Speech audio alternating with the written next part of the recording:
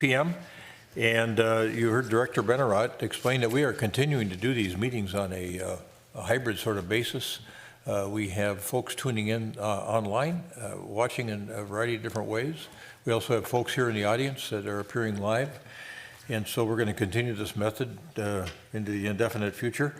If you're online and or if you're here, we've got a couple different opportunities for comment. One's community comment, and this is your access code information to call in.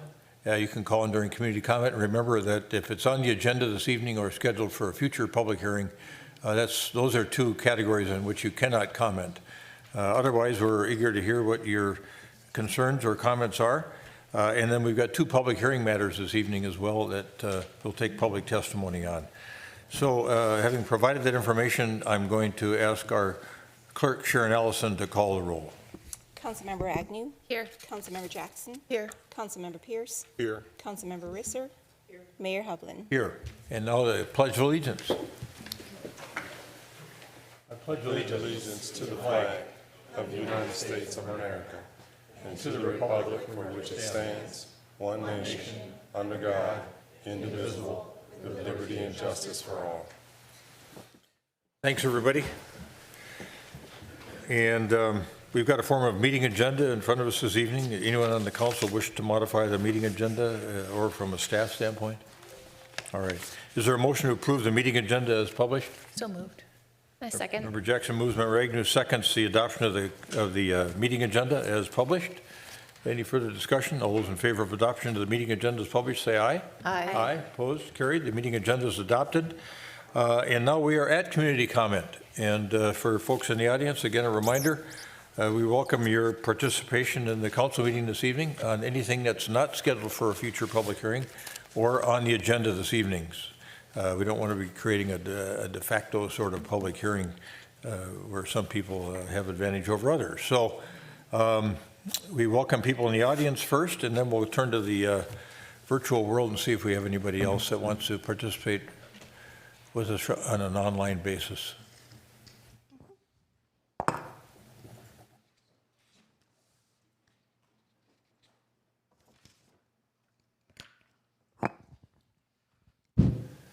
Good evening, Mayor, council members. My name is Ralph Sickert. I live at 4311 Cornelia Circle. I applaud the council for taking the initiative to start the 2026 budget discussions earlier than ever before. The looming 17% increase in property tax levy warrants a different approach. Unfortunately, after 3 months, Manager Neal deserves a failing grade for his efforts. Not a C, not a D, but an F. Mr. Neal deserves a failing grade because he missed the first step in solving a problem. That first step being clearly define the problem you're trying to solve. In multiple meetings and presentations, Mr. Neal has made it clear he does not believe the tax burden on residents is too high. Instead, Mr. Neal sees the problem as one of being optics, the optics of a 17% increase in property tax levy. No wonder then that Mr. Neal's largest so-called reductions in next year's tax levy are to be achieved by increasing your utility bills, increasing your Hennepin County property taxes, and increasing your sales tax at the checkout counter. Look no further than the numbers shared with the council March 15th. $2.6 million, almost half of the so-called levy reduction initiatives, merely shift the collection of those revenues from what is currently Edina property taxes to a different taxing authority, a change that would further obscure the real cost of running the city. Only in an insulated, bureaucratic environment would this be perceived as a reduction in Edina's tax burden. So yes, Mr. Neal's efforts deserve a failing mark.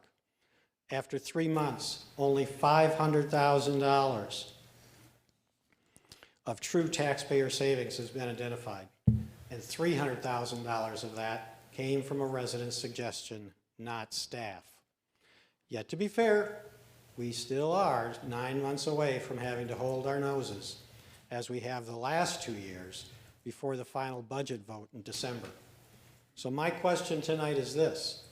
In these intervening 9 months, who will be the last council member to demonstrate that the problem facing Edina is not one of optics?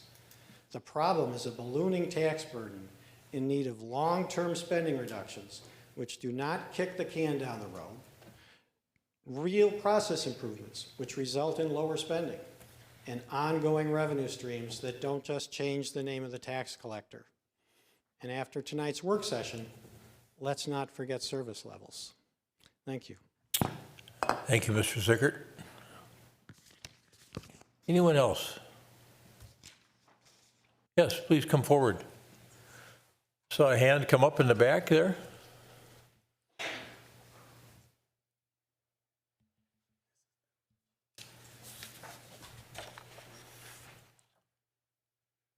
Good evening.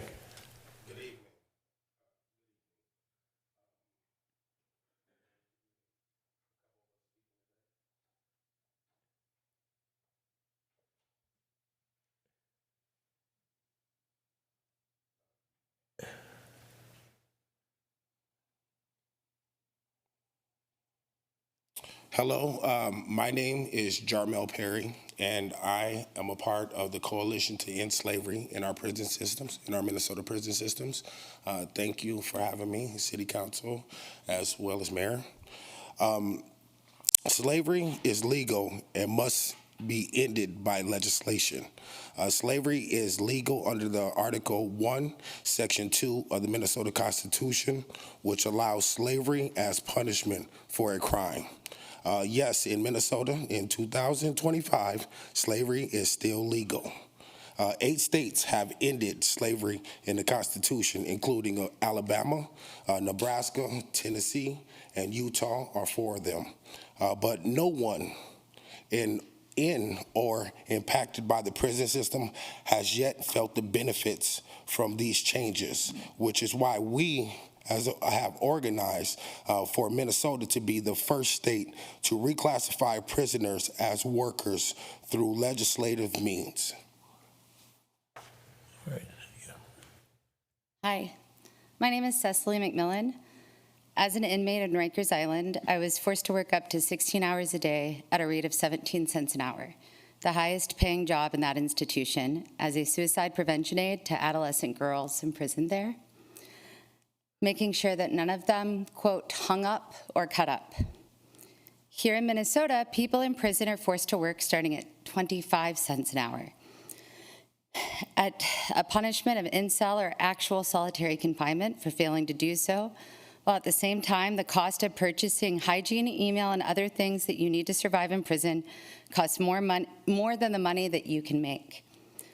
This enforced poverty drains families, prevents victims from receiving restitution, and sets up more than 25% of people to leave prison in a state of homelessness, in poverty, without any ability to avoid reconviction rates, with rearrest rates that go up by 6 and 12 times respectively.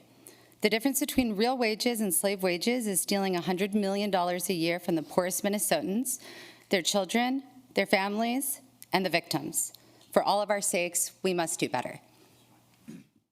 Thank you, Ms. McMillan. Thank you. My name is Raj, and Edina is connected to prison slavery and can be part of the solution, right?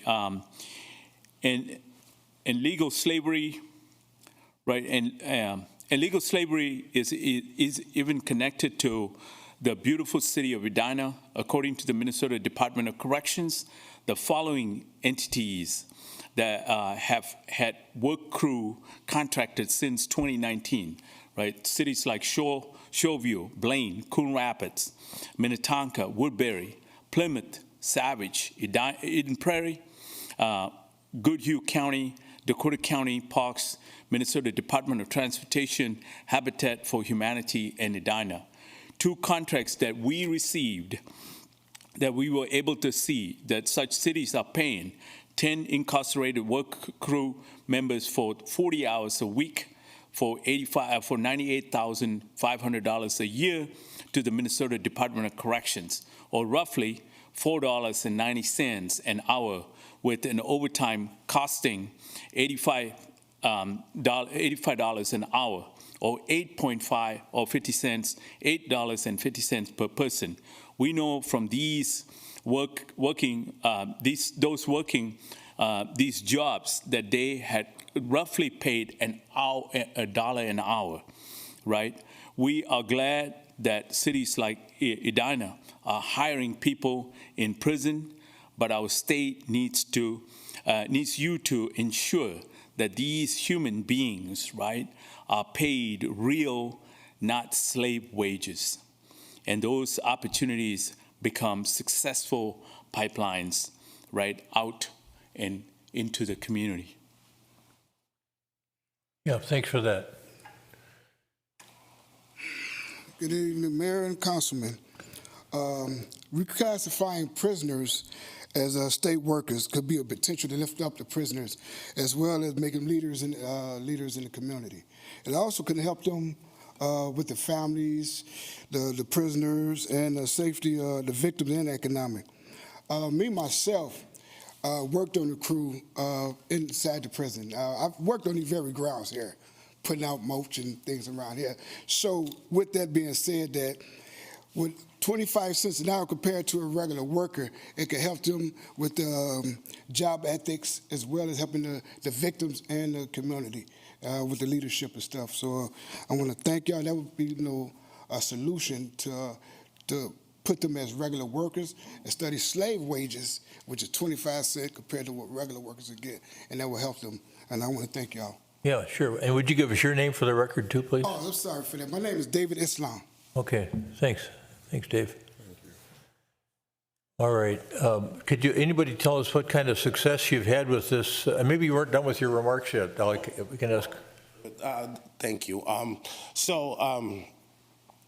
In the bill that we are trying to push forward, it shows that we want to be able to have everybody moved up to $15 an hour. That's minimum wage. Be able to, by reclassifying them as working class, they'll get better working conditions, and the option not to work if they don't want to without punishment, which is very key. We have started this initiative and tried to campaign out this process by the 5,000 Jobs Initiative, by trying to partner with a lot of companies and organizations to be able to give people opportunities to be able to work inside and actually can be transferred to outside work as well. Because a lot of the people that are working on the inside of the prison system, once they exit the prison system, the same job that they were doing for 10 years on the inside, now they are unqualified to do on the outside, and that just blows my mind. Mm-hmm. By being able to establish the $15 an hour, 50% or less will be earmarked to take care of restitution, as well as taking care of any type of child support, or to be able to support your family on the outside. You would get a small increase on the inside, but the biggest thing is you would have a high yield savings account on the outside. What that would do, you would be able to save up enough money so when you do exit, you have a nest egg to be able to start your life over and actual feet to be able to stand on. I know a lot of the times it's fight or flight when a lot of these people get out of the prison system, and being able to be effective inside to outside and being able to give them a chance to be able to stand on their own and take care of that restitution and all those things that usually put people back into the prison system with that recidivism. If we get changed this by 1%, if we change the recidivism by 1%, that will be $1 million that doesn't go to our prison systems and $10 million that our taxpayers are not paying. 58 million 58 million. Okay. All right. for 1% reduction. Okay, so 58 million for 1% reduction, not production.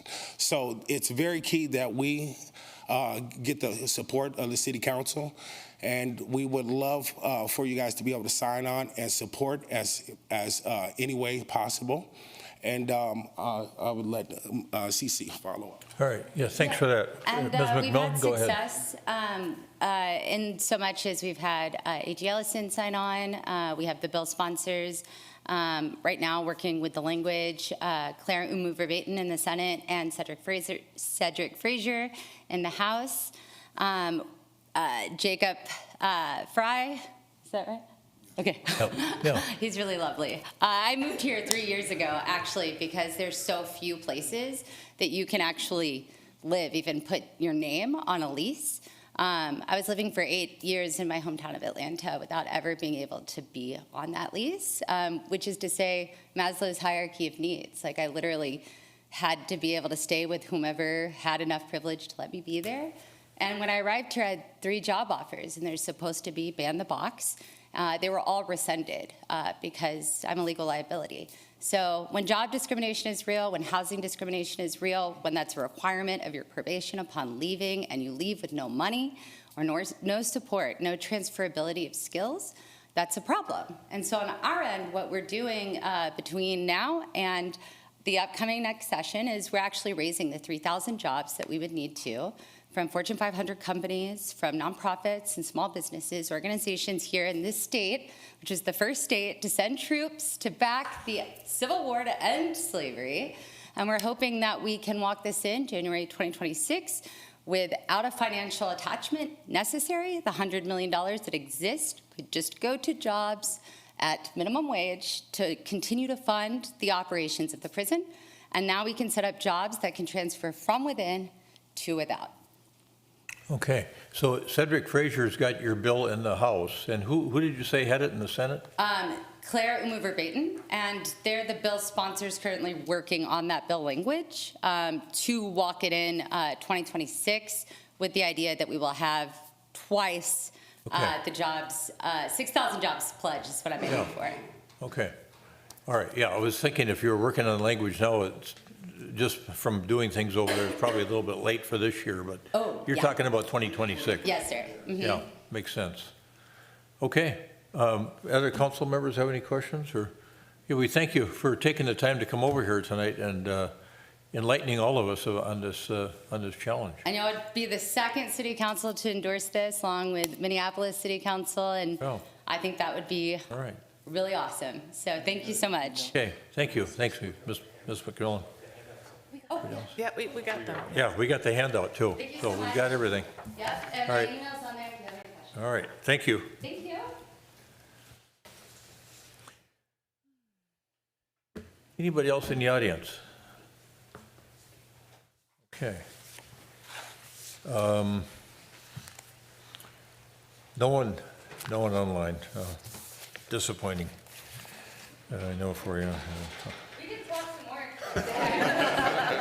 We will. Thank you. All right. City manager responses to community comment from the prior meeting. Anything to respond to? I don't think there were no, I don't remember any questions, just We had comments. 2 speakers, but we had no questions for staff to answer. Okay. We've got a consent agenda in front of us. I know Member Risser would like to remove the minute 6.1. Does any other council member wish to remove any item from the consent agenda or a staff person? All right. Is there a motion to approve the items on the consent agenda with the exception of item 6.1? So moved. Second. Member Jackson moves, Member Pierce seconds the adoption of the items on the consent agenda with the exception of 6.1. Any further discussion? All those in favor of adoption of the items on the consent agenda except 6.1, say aye. Aye. Opposed? Carried. All those items are adopted with the exception of 6.1, and now we'll go to Member Risser and item 6.1 to find out what her concern is there. Member Risser.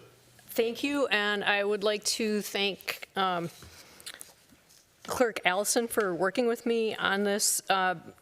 Resident Nora Davis did come to community comment at our last meeting, and the way her comments were originally presented in the minutes were very inaccurate.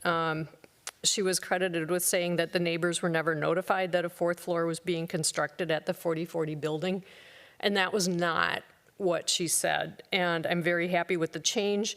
Nora Davis addressed a previous community comment about the 4th floor of the 4040 building where a resident claimed neighbors were not notified.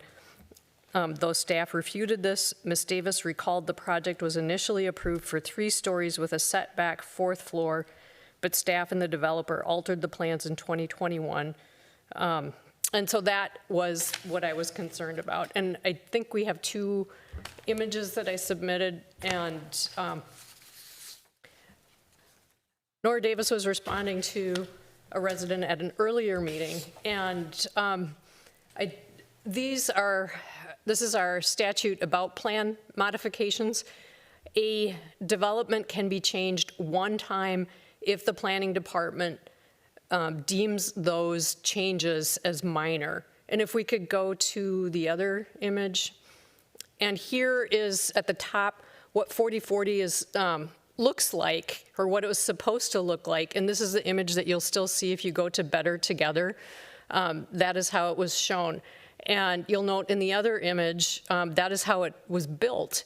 And what Resident Davis was concerned about was that upper 4th floor on the north end of the building was pulled out, and so it wasn't pushed back as far as it was originally supposed to be.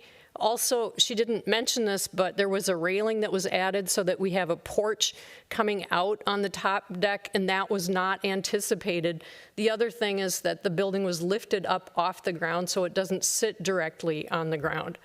And I think, that all 3 of those changes together, it's a matter of opinion, I think, and one individual's set of minor changes is going to be viewed as very different by another person, and I can really understand how the residents feel this was not a minor change, that it was a significant shift. And I wanted to show these images and bring up our statute because I think it's important to understand this is considered minor change.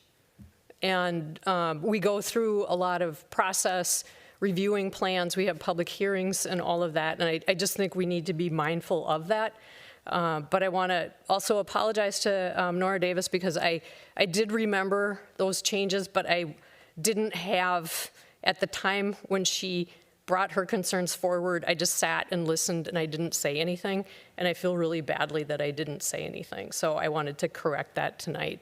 And with that, I am fine. The minutes have been amended, and I appreciate the time to explain my concern. So I would be happy to go ahead and move those. All right, yeah, so you want to move the amended minutes? I do. Okay. Member Risser moves the adoption of the amended minutes of the regular meeting of the Edina City Council for March 18, 2025. Second. Is there a second? Member Pierce seconds.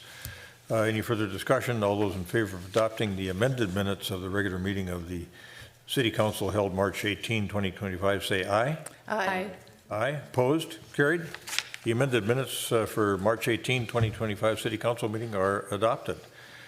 And as you were going through that, those visuals, it reminded me that when they were in the final stages of construction, I think Director Teague is not here tonight. We had somebody, because I think there were several of us that were concerned about, is this getting built the way it was approved? We had somebody independent from the team here in-house take a look at it to see if it was being built according to the plans and specs. And I thought that, do you remember that, Ms. Dalrymple, as to who that was? And remember, Manager Neal, do you remember that? Remember that we had somebody come and look at it carefully and analyze it, kind of scrutinize everything and opine that it was in compliance. So I don't, but I know that Director Teague will be here at the next meeting and he can speak to that. Maybe why don't you make a note to talk to him about that in the gap period here between this meeting and the meeting on the 16th of April. I can do that. And I just can't remember who that was that we hired to take a look at the issue. Okay, thank you. All right, that takes care of the consent agenda, and we're going to move on to the special recognitions and presentations for the portion of the agenda. And we've got several proclamations here this evening to go through, and we've got Janelle Harris, our dispatch supervisor. There she is in the front row with us this evening for the very first one, which is something that I think all of us take a great deal of pride and comfort in, knowing you're upstairs working with your team. for us and our residents as dispatchers. And the proclamation, which discusses the establishment of National Public Safety Telecommunicator Week, Sunday, April 13, 2025 through Saturday, April 19, 2025. And the proclamation reads as follows: whereas emergencies can occur at any time that require police, fire, or emergency medical services, and whereas when an emergency occurs, the prompt response of police officers, firefighters, and paramedics is critical to the protection of life and preservation of property. And whereas the safety of our police officers, firefighters, and paramedics is dependent upon the quality and accuracy of information obtained from citizens who telephone or text the Edina Communications Center. And whereas public safety telecommunicators are the first and most critical contact our citizens have with emergency services. And whereas public safety telecommunicators are the single vital link for our police officers, firefighters, and paramedics by monitoring their activities by radio, providing them with information, and ensuring their safety. And whereas public safety telecommunicators of Edina Communications Center have contributed substantially to the apprehension of criminals, suppression of fires, and treatment of patients. And whereas each public safety telecommunicator has exhibited compassion, understanding, and professionalism during the performance of their job in the past year. Now, therefore, the City Council of the City of Edina hereby proclaims the week of April 13th through April 19th, 2025 as National Public Safety Telecommunicator Week in the City of Edina in honor of the men and women whose diligence and professionalism keep our city and our citizens safe. Is there a motion to adopt the proclamation? So moved. Second. Member Jackson moves. Member Agnew seconds the adoption of the National Public Safety Telecommunicator Week proclamation. Any further discussion? All those in favor of adoption of the proclamation as read, say aye. Aye. Opposed? Carried. The proclamation is adopted. I'm going to walk down and hand it to you, and I know you've got a few remarks for us. Thank you. Yeah. And this is always great information that you share with us and the public.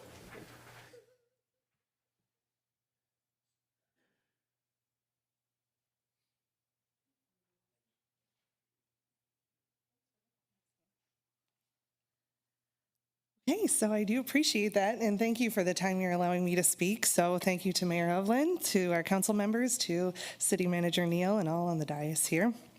As supervisor of the 911 Dispatch Center, I do want to thank you for recognizing the work of our 911 dispatchers, who will very soon, in a couple weeks, be celebrating National Public Safety Telecommunicators Week, kind of a mouthful. Edina's public safety telecommunicators, also known as 911 dispatchers, are talented professionals with a desire to serve this community. They are an integral piece of the overall public safety response, and while they may not wear a badge or ride in a squad car, they are every bit the lifeline that emergency response relies on, and so much is expected of them as well. So the public relies on them to answer calls quickly, providing life-saving instruction while sending people to help. Police, fire, and medical responders rely on them to provide accurate and timely information by radio to prepare them for the often unknown situations they are approaching, while always still knowing their location and status to keep them safe. New hires rely on them to train and mentor them into the profession throughout the time it takes to become a confident and competent dispatcher. Our exceptional staff respect and fulfill these responsibilities hour after hour and shift after shift. To paint a picture of a typical shift, our 911 center will staff 2 to 3 dispatchers at a time who work at consoles composed of 5 large monitors, fed from 4 computers and running more than 10 software systems at any time. The person sitting at the controls must know how to operate all the numerous technology networks, an elaborate multi-line telephone system, a statewide shared radio system, a local computer-aided dispatch system, and multiple record management systems, along with dozens of auxiliary components. In our highly technical environment, not one of these systems stays the same for long, making our dispatchers multitasking pros and skilled change agents, typing faster than courtroom stenographers and flipping between radio channels like an air traffic controller. This past year, our 911 dispatchers, who are often recognized as the first responders, received over 105,000 emergent and non-emergent calls for service. So that's over 280 calls that we field per day. These calls range from accidental misdials all the way to the most serious emergencies. So at any one time, You could walk in and our dispatchers could be providing CPR instructions, advising how to escape a structure that is on fire, or helping someone hide from an assailant without a single beat of hesitation, always keeping their voices steady, no matter how horrifying the call is on the other side. The City of Edina employs some of the most dedicated and professional public safety telecommunicators in the state of Minnesota. When you have an opportunity to observe them, or even as you live and work in this community, it is easy to take for granted the quality, speed, decision-making, and collaboration used to reach extraordinary accomplishments in their daily work. When they seem like just a voice on the other line of the phone, it's easy to forget the challenges of physical and emotional stressors they encounter in the heroic work that they perform as they protect community members' safety and property. They complete their work with no thoughts of glory or praise other than the knowledge that they have helped someone in their hour of need. So when considering them, please remember that before the sirens wail, before help arrives, before lives are saved, they are giving everything they have to make sure responders get where they need to be with the information necessary to provide crucial, timely assistance to those in desperate need of it. So that is why it is so important that we take the time and honor them during National Public Safety Telecommunicators Week. I am so proud of their dedication, compassion, and service. I'm so grateful for this leadership's recognition of these same qualities. There are easier jobs, for sure, but to our 911 dispatchers, it isn't just a job. It is truly a calling in their lives. So on behalf of all the dispatchers who are currently working right now, thank you again for the All right, yeah, meaningful thanks. We're going to give you a round of applause.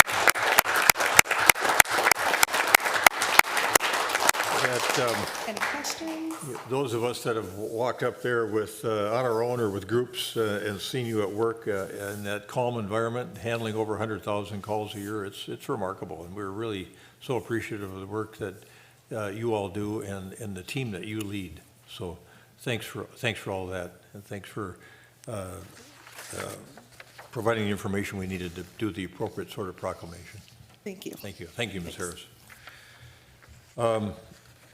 Another thing that occurs in April is Earth Day, and I know that some of our folks, I think Project Earth folks, have something planned down at Weber Park over on Earth Day or near Earth Day.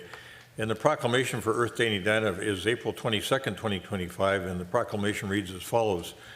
Whereas Earth Day is commemorated annually on April 22nd to demonstrate support for environmental protection, advance sustainability initiatives, and raise awareness about climate change. And whereas the City of Edina is committed to addressing climate change and has taken steps to reduce its carbon footprint, conserve natural resources, and foster a culture of environmental stewardship.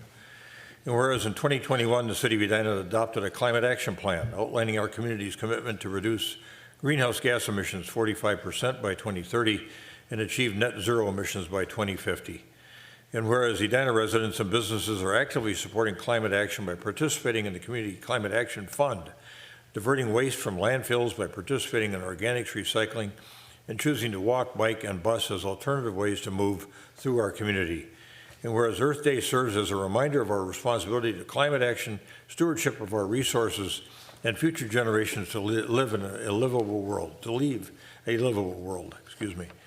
Now, therefore, the City Council of the City of Edina, Minnesota, does hereby proclaim April 22nd, 2025 as Earth Day in Edina and encourages all residents and businesses to acknowledge their role in protecting our environment and combating climate change, fostering a culture of environmental stewardship within their network, attending local Earth Day events such as the annual clothing swap and tree planting, and participate in Edina programs that help reduce your carbon footprint. Is there a motion to adopt the Earth Day proclamation? So moved. Second. Member Jackson moves. Member Agnew seconds the adoption of the Earth Day proclamation designating April 22nd, 2025 as Earth Day in Edina. Any further discussion?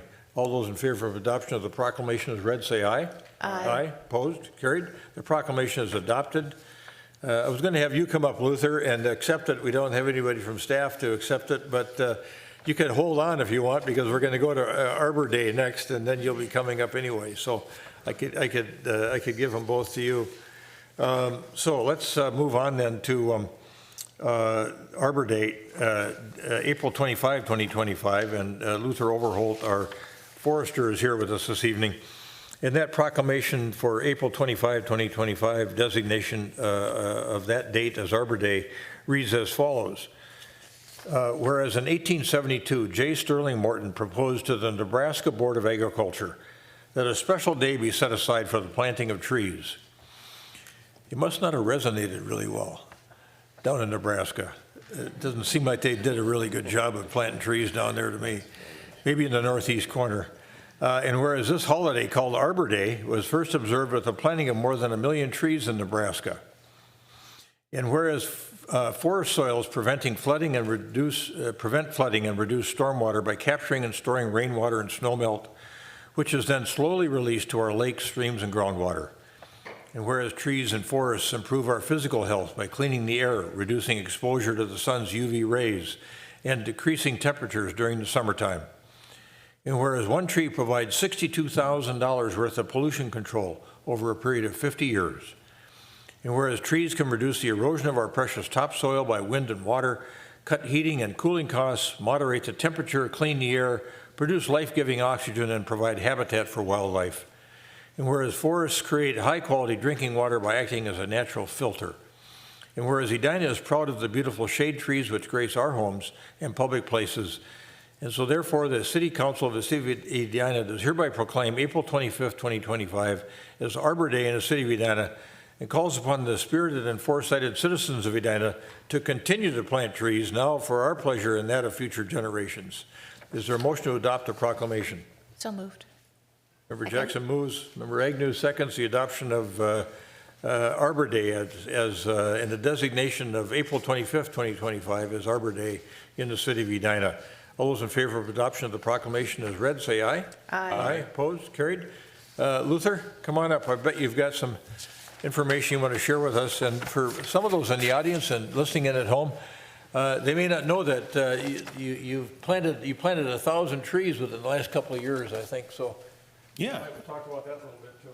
Over 1,000, and that was with some of the COVID relief funds. We planted over 1,000 new trees here throughout the city, focusing in the southeast quadrant. That's where our lowest tree canopy is, and so got an interactive map on the city website you can peek at, and it's got shows the location of all those trees that were planted and the species as well. So that's pretty fun. But Mayor and Council, thank you for observing Arbor Day. This year, our Arbor Day celebration is Friday, April 25th from 10 a.m. to 2 p.m. at Braemar Golf Course.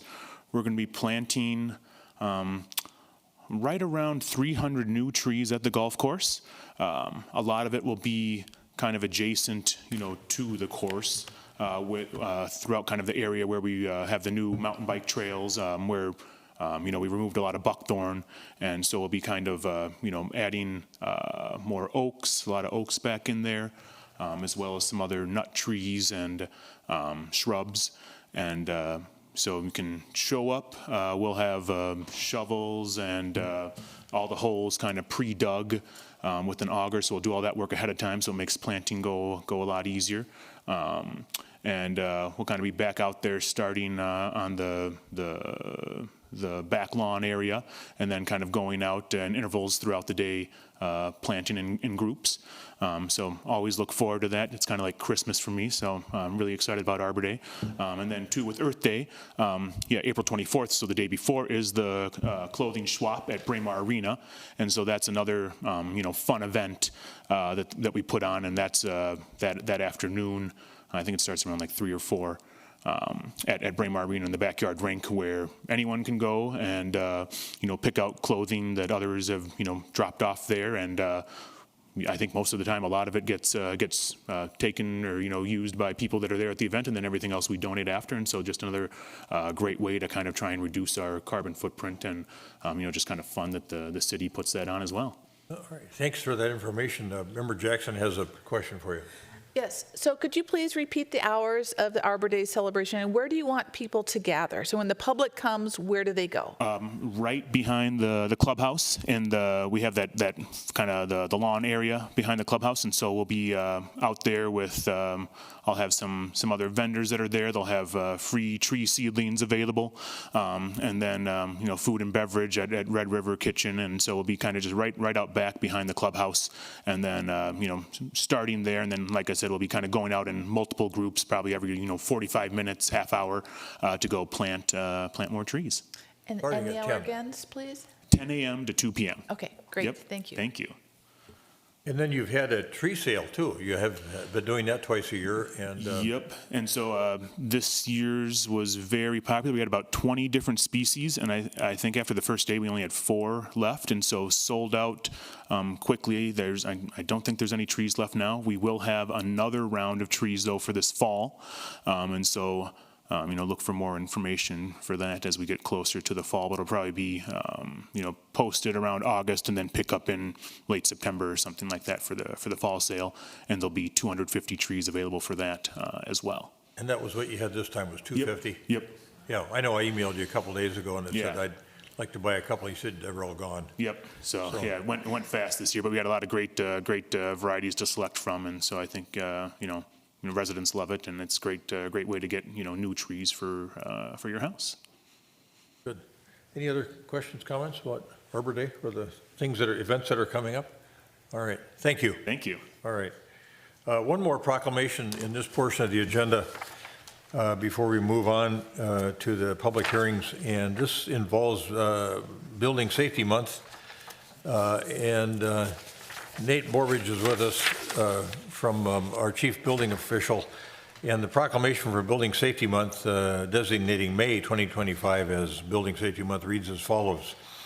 Whereas our city of Edina is committed to recognizing that our growth and strength depends on the safety and essential role of our homes, buildings, and infrastructure, and the role they play both in everyday life and in times of natural disaster.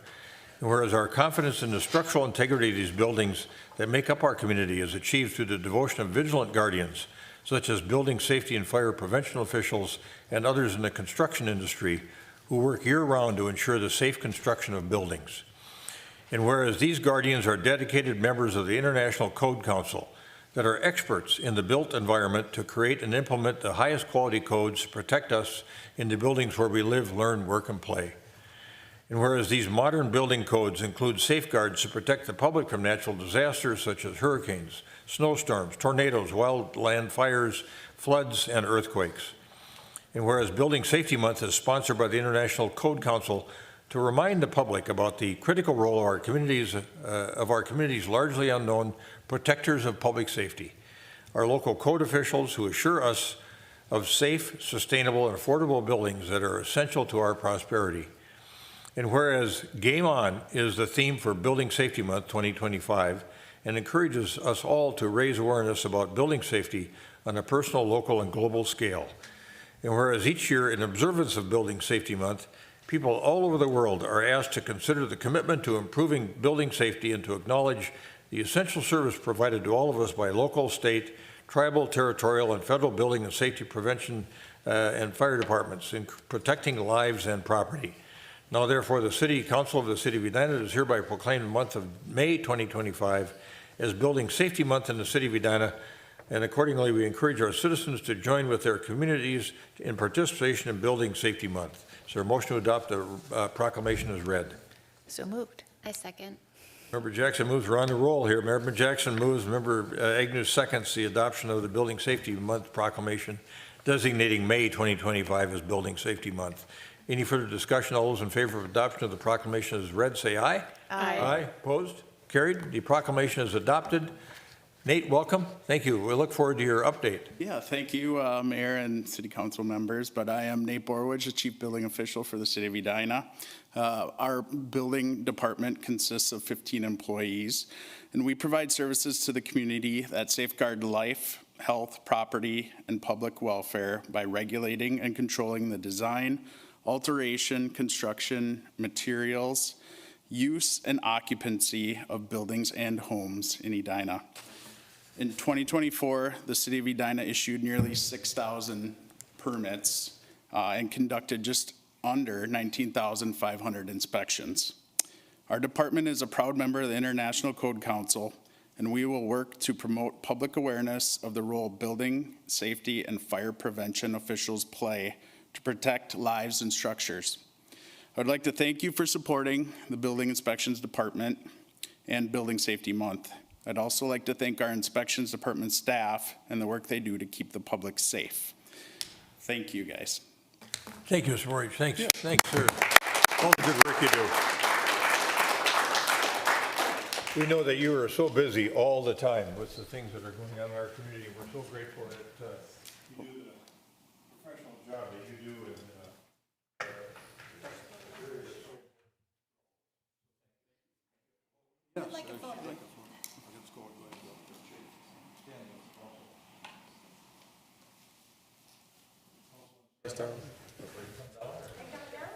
Come on down.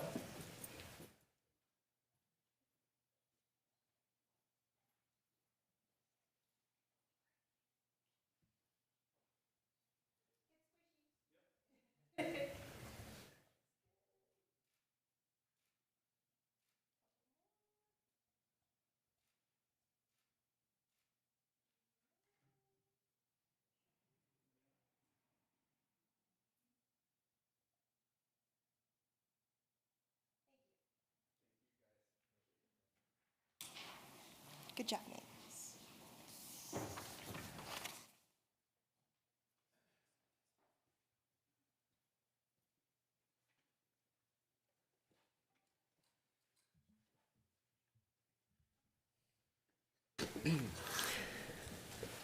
As I mentioned earlier, we've got a couple of public hearing matters. I think the first one will go fairly fast.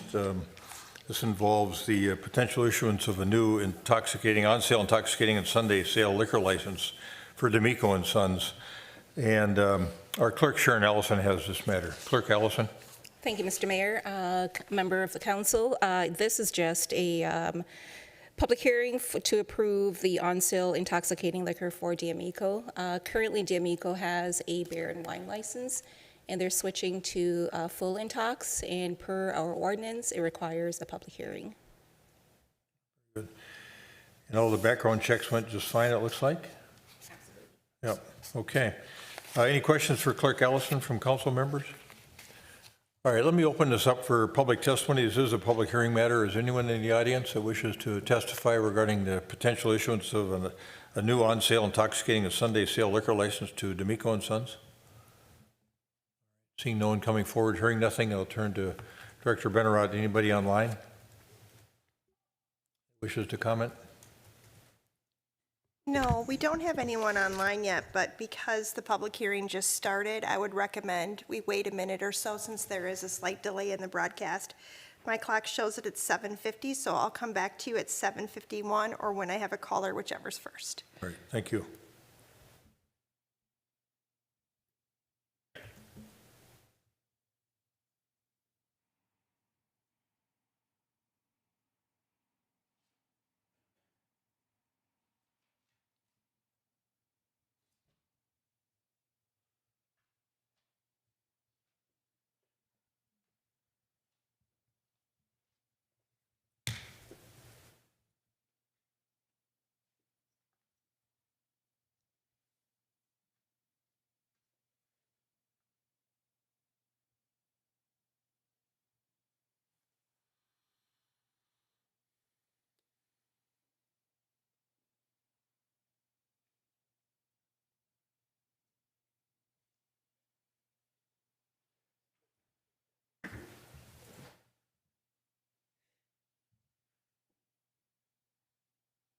One of the longest minutes of your day has now ended, and I still don't have anyone, so I think it's safe to move forward with the agenda.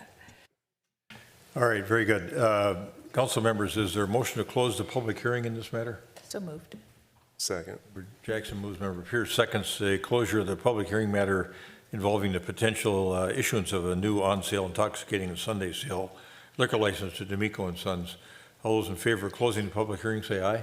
Aye. Aye. Opposed? Carried. The public hearing is closed. Staff would like a motion to approve the new on-sale intoxicating and Sunday liquor sale licenses for D'Amico and Sons LLC, DBA D'Amico and Sons. Is there a motion to that effect? So moved. Second. All right, we're mixing it up. Member Pierce moves, member Jackson seconds. The adoption of the motion is stated. All right, any further discussion? All those in favor of adoption of the motion as stated say aye. Aye. Aye. Opposed? Carried. Motion's approved, and there will be a new on-sale intoxicating and Sunday sale liquor licenses for D'Amico and Son LLC, DBA D'Amico and Sons, issued by our clerk. Thank you for that. And now we're going to move on to the second public hearing matter we have this evening. I think all of us have been eager to continue this conversation. And we've got folks with us from the design team, and for those that have attended some of the other sessions that the county has held at the old library. It was one of the last things at the old library, I think, before they started the demolition. It was an excellent presentation, and we're going to have that again this evening, I think, and some updates. We've got some things to consider, which is one thing would be the potential issuance of a conditional use permit and a building height variance for the new library. So we're going to start the conversation with our Assistant City Planner, Emily Dalrymple, and she's going to tee it up here, and then we're going to have some other presentations by the county, and Manager Neal may have a comment or two, too. I'm not quite sure yet, but Ms. Dalrymple, go ahead. Thank you, Mayor and members of the council. Tonight, the request is for an updated conditional use permit, a site plan, and a building height variance for a county library and art center at 7001 York Avenue. The subject site is a 7.75 acre site that's located at the southeast corner of York and 70th Street West. The site is guided as community activity center in the city's comprehensive plan and is zoned as R1 single dwelling unit district. Hennepin County is proposing to tear down the existing 76,000 square foot regional library and 38,000 square foot service center building to construct a new 43,000 square foot library and 16,000 square foot art center in the north half of the site. The Edina Art Center would be a tenant in the proposed building. The south half of the site would include green space with sidewalks and bike paths through the site that connect to a regional bike trail through Adams Hill Park to the south. The green space on the south half of the site would also include space for support activities for the art center and the library. The request tonight requires a conditional use permit, a site plan, and a building height variance. Publicly owned civic institutions such as libraries are conditionally permitted uses in the city's R1 zoning district, and per section 36.434 in the city's code, a conditional use permit should not be granted unless certain conditions are met. And staff believes that all the conditions to grant a conditional use permit are met in this instance. The project would not have an adverse impact on government facilities, utilities, or services, and the total square footage of the project is less than the service that exists today or that currently is on site. Roughly, there's 112,000 square feet of library space or service space, I should say, and there's 59,000 square feet proposed. The project would not generate any additional traffic on the street serving the property. A traffic study was completed for the project and found that the existing roadways would support the project. There is not an adverse impact on public health, safety, or welfare. The use of the property remains the same. The proposed project would enhance the property and fits well on the site. The project conforms to the zoning code with the exception of the building height. And the use is consistent with the city's comprehensive plan. Public libraries are a conditionally permitted use in the R1 zoning district, and land uses in the community activity center in the comprehensive plan include institutional and recreational uses. As stated, the proposed project also meets the city requirements, or all the requirements of the city's zoning ordinance with the exception of the building height. The proposed building meets all setback requirements, and there is a decrease in both the building coverage and impervious surface coverage with the proposed project. The site has vehicle access from 70th Street, and existing access off of York Avenue would be closed. The building has pedestrian access from the north, south, and east sides of the building, and trails connect through the site to Adams Park to the south. I will note that there's also a sidewalk connection that's added or proposed along the south side of the property for connectivity. The code requires 160 parking stalls for the project, and the site plan shows a total of 184 parking spaces, including 109 surface parking stall lot along 70th Street and 75 spaces underground. A parking study was completed, and the existing library and art center were studied for peak parking demands, and based on those findings, the 184 proposed spots are expected to accommodate the forecasted peak parking for this building. The proposed landscaping on site is relatively extensive, but it does not meet the city's tree replacement ordinance of the city code. The tree replacement ordinance is located outside of the city's zoning ordinance, it's located in Chapter 10, and therefore there's not a path to request or receive a variance for the requirements. The city forester has received the proposed plans and believes there are some options that can be considered so that the tree ordinance is met. One option would be that they could preserve more trees on site or transplant trees on site so they don't have to be mitigated. They could also pay for the escrow or obtain a letter of credit for the valuation of the escrow to meet the city's requirements. The ordinance also allows the planting of trees off-site, but within the boundaries of Edina. So staff recommends that as a condition of approval for the project, that the applicant continue to work with the city forester so that the tree replacement ordinance is met prior to the issuance of a building permit. The proposed building materials are aluminum and metal panels with large windows. The site is unique in the fact that it's located within the Greater Southdale District, but it has an R1 single dwelling unit zoning designation. The R1 zoning district does not have any building material requirements, such as other zoning districts. Some other of the zoning districts in the Greater Southdale District do. The requested variance tonight is for building height of the proposed structure. The zoning district, the R1 district, would allow for a structure that is 3 stories or 40 feet in height. The proposed structure is 2 stories and 59 feet in height, and that 59 feet in height is measured from average existing grade. Staff believes that the proposed variance for building height is justified. The variance is in harmony with the general purpose and intent of the code. The intent of the code is to not provide uniformity in building height. The site is not located within a traditional R1 area surrounded by single-family homes. All surrounding properties within Edina are commercial or office uses that would allow for taller buildings. The closest structure to the south is 52 feet in height, similar to the proposed height of the building, and nearby buildings include the Westin, which is roughly 230 feet, Yorktown Continental Apartments, which is 118, and the Bower, which is 200 feet. The proposed variance is consistent with the comprehensive plan. The comprehensive plan doesn't regulate building height, but the site is located within the CAC Community Activity Center district, which are the areas in Edina that allow for the most height and density. There are practical difficulties in complying with the city's ordinance. The variance is reasonable given the location of the subject property, and there are other buildings in the area that are taller than the proposed library, and the height of the existing library is 60 feet. The circumstances of the subject property are unique and are not created by the landowner, and the proposed height variance would not alter the character of the neighborhood. There are existing buildings in the area that are taller than the proposed building, and like I said, the existing library is 60 feet. The Planning Commission held a public hearing on March 12th, and they unanimously recommended City Council approve the conditional use permit, site plan, and building height variance for 7001 York Avenue. The project meets the conditional use permit standards. The project meets the criteria to grant a variance. The height of the structure is consistent with other buildings in the area. The existing height of the library is 60 feet, and the proposed project would not alter the essential character of the neighborhood, were their findings. Their recommendation also included the conditions that were outlined in the staff report, including the requirement to meet the city's tree ordinance prior to the issuance of a building permit. And with that, I can stand for any questions, and I know the county and MSR Design is here to give a presentation as well.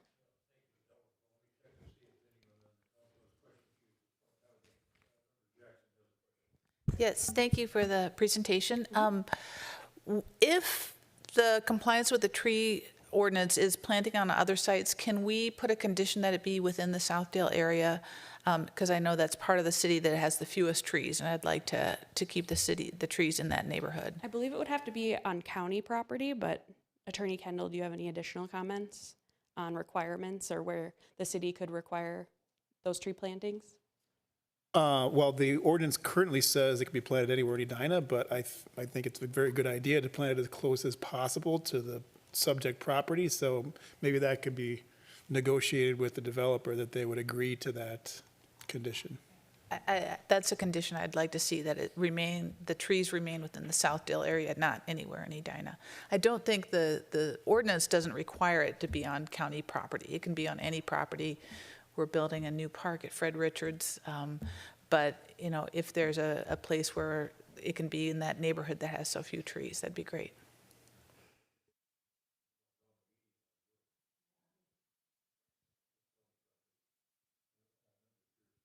Thanks, Mr. Mayor. Can you go back? I think it's just one slide. Well, it's one more. That one. I'm just curious about the residential neighborhood to the, I guess, east.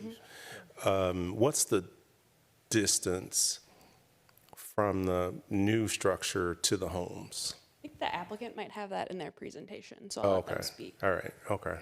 All right. And then I think you answered my other question about the height. The current library is the same height as the proposed. Is 60 feet. Yeah. And the proposed is 59. Okay.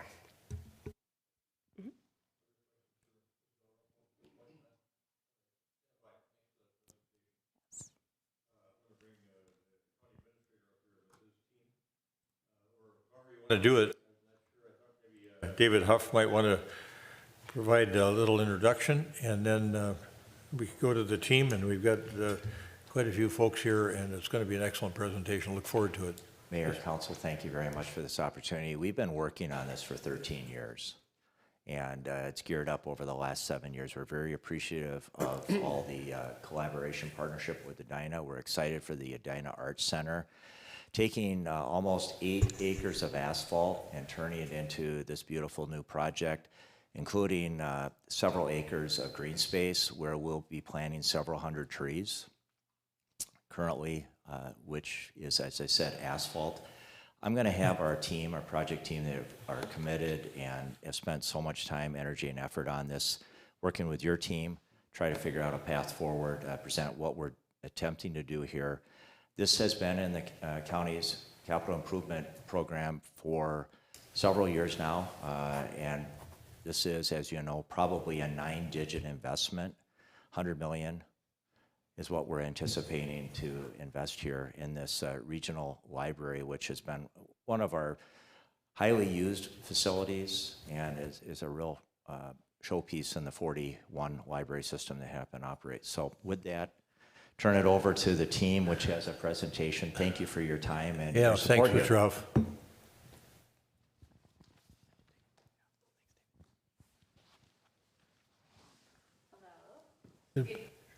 Good evening.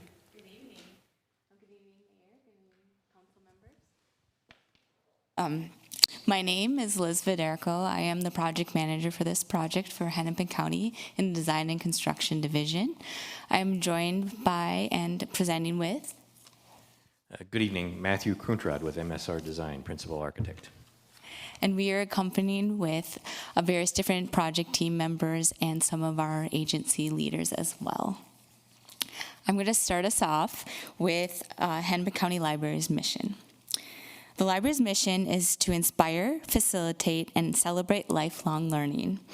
One of the ways we achieve this mission is by creating inviting, inclusive, accessible, and safe public spaces.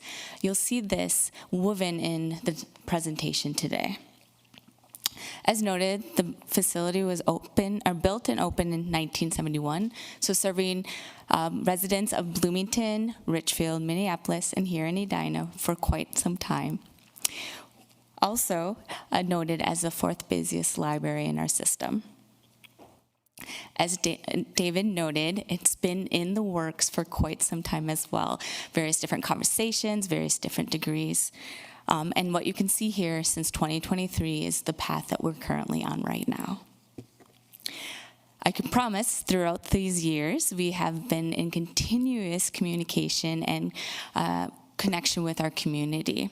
Those various different means are surveys, outreaches, interactive websites, and then planned engagements, which I know the mayor had noted.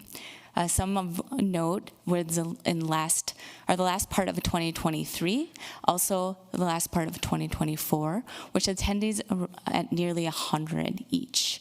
Also, key attendees that were there were young families and our senior citizen neighbors. I will get to some of the feedback shortly.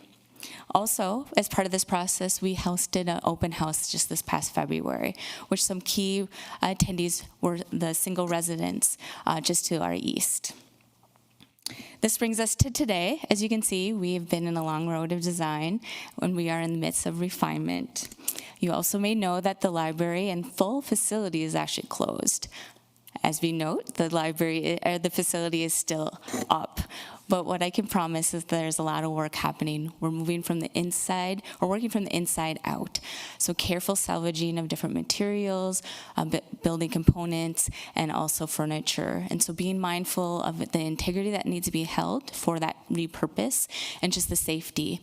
This leads us to handing over the facility here shortly to our construction manager at risk, which will head into the full demolition, construction, and then leading into a completion and open facility in late 2027. All right, so some of that positive feedback. A lot of this feedback you'll see as attributes in the design that Matthew will touch on.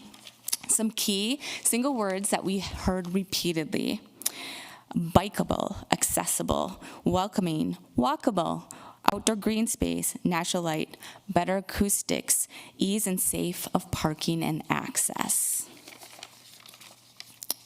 Some other attributes that the library will provide for more effective services, and what we heard embedded in a lot of that feedback was the street access, or street level access and parking, enough parking, plentiful sidewalks and trails, and 360 connectivity to the neighborhoods. Better utilizing space. I'm going to connect on that. That was one of the comments in the planning, was how to define that. I can compare that to the current facility by identifying that the current facility is 3 levels, which then means a lot of circulation square footage. Also, at the current facility, the previous design and model had a lot of administrative and library support square footage, which isn't part of this current design. And also, with that multiple levels, there's multiple service points. And so, again, working with the efficiency of a new plan. However, we are getting more meeting spaces, better access to technology, a space for extended time for holds pickup, which is definitely a need. Our tenant on the second floor is mentioned, and then also partnering with Three Rivers Park District and the trail development, which I'll touch on shortly. We are truly embracing an opportunity to improve accessibility, strengthen our programming and partnerships, provide green space, and really showcase a strong, sustainable design.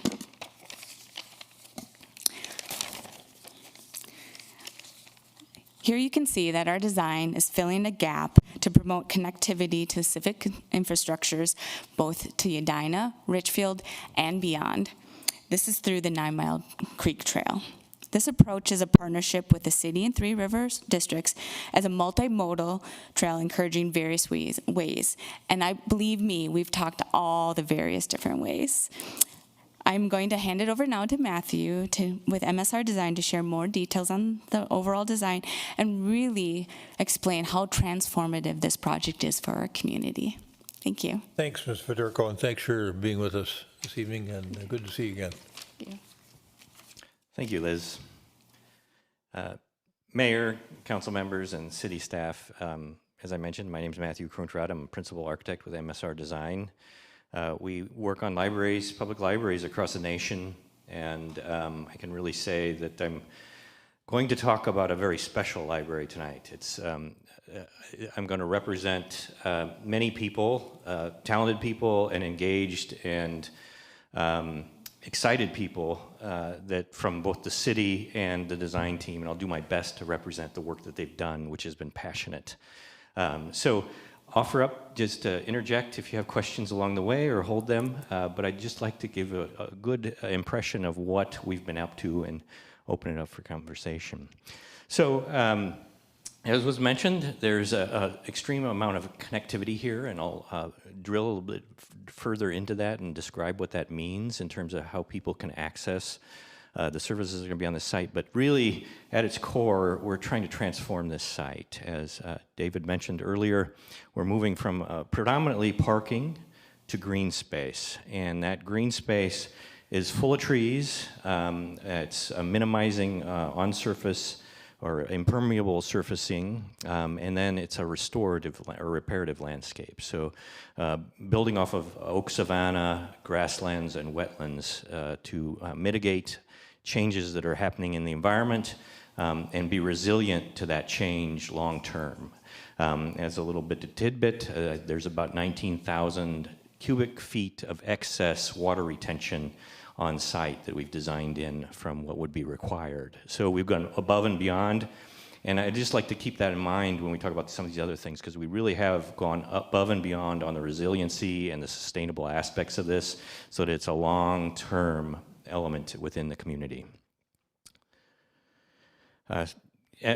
Performance-driven design is built into the things you'll see here. So there's native landscapes, rainfall is managed on site. We've oriented to the south to create daylit spaces. We're using healthy materials, so there aren't toxins and off-gassing in the construction.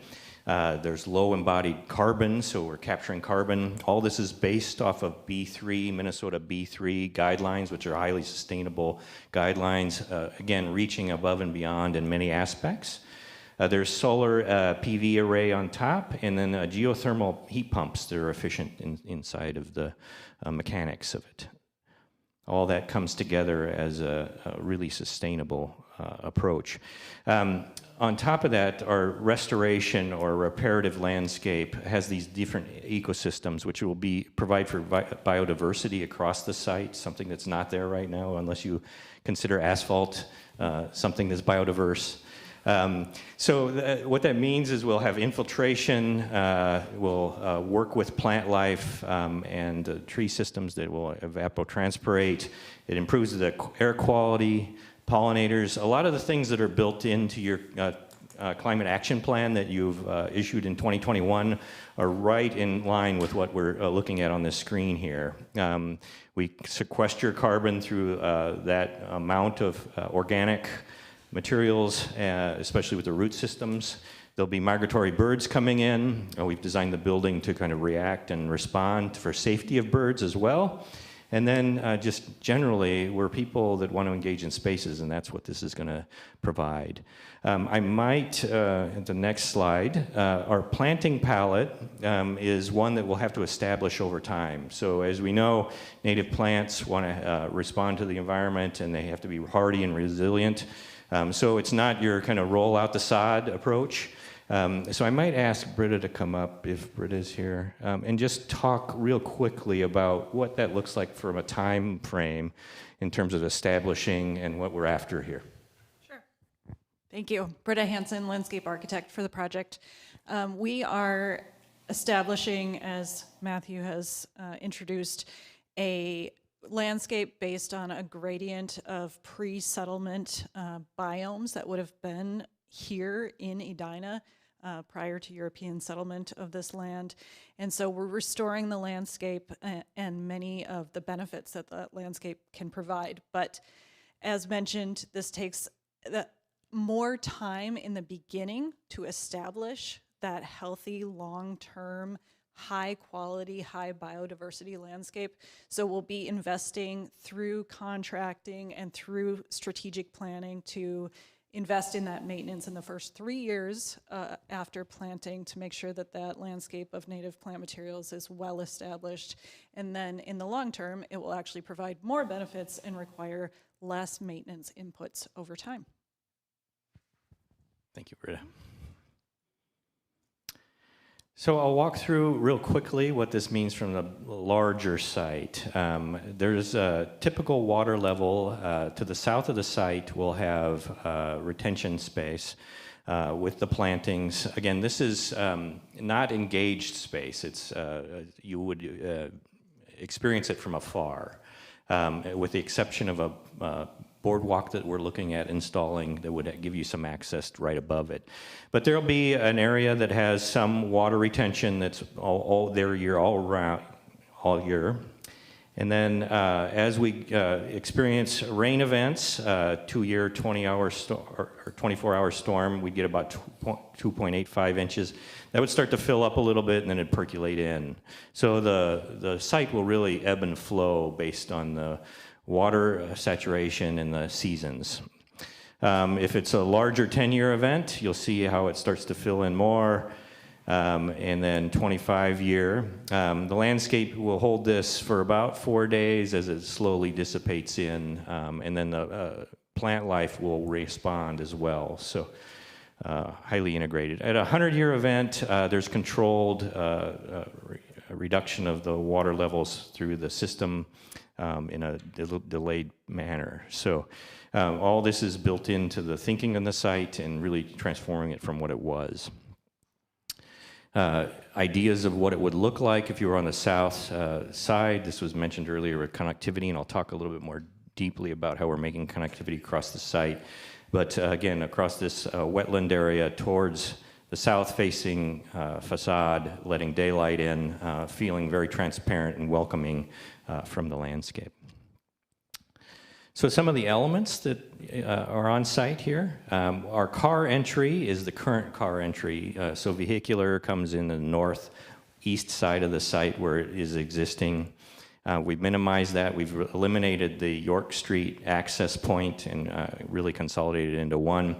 The parking system has permeable pavers, and it's within what we're considering the oak glade at the north portion of the site. So again, oak savanna is approach to the rejuvenation of the site. Parking is direct, and that's only a portion of the parking. We heard through the public engagement sessions that some on-grade parking and then below-grade parking, the balance of that is what we've worked with to provide what we think is the right amount, not too much and not too little. Libraries have very complicated parking structures. You have to drop a book off on the driver's side. You have to drop people off on the passenger side.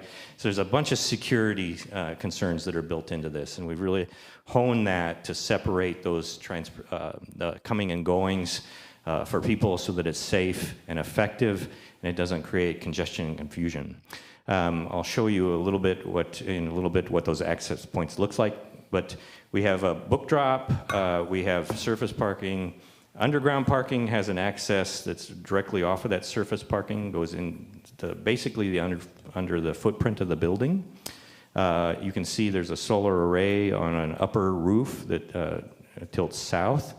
There's a terrace system on the south, so you have on-grade terracing and outdoor spaces you can sit in, as well as a terrace that's on the second floor overlooking the south-facing lawn or the south-facing wetlands.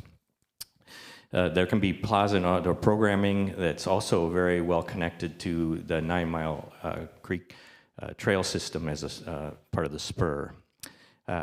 Outdoor and learning landscape, again, there's pathways that are at the edges, but not necessarily going deep into the wetlands.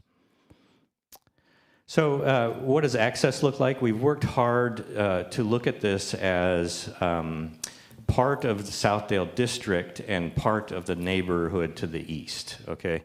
So any of the access points on the corners is handicap accessible, so we've regraded it. If you've ever been out there, there's a really steep grade on the east side at the neighborhood, and then there's a tall building.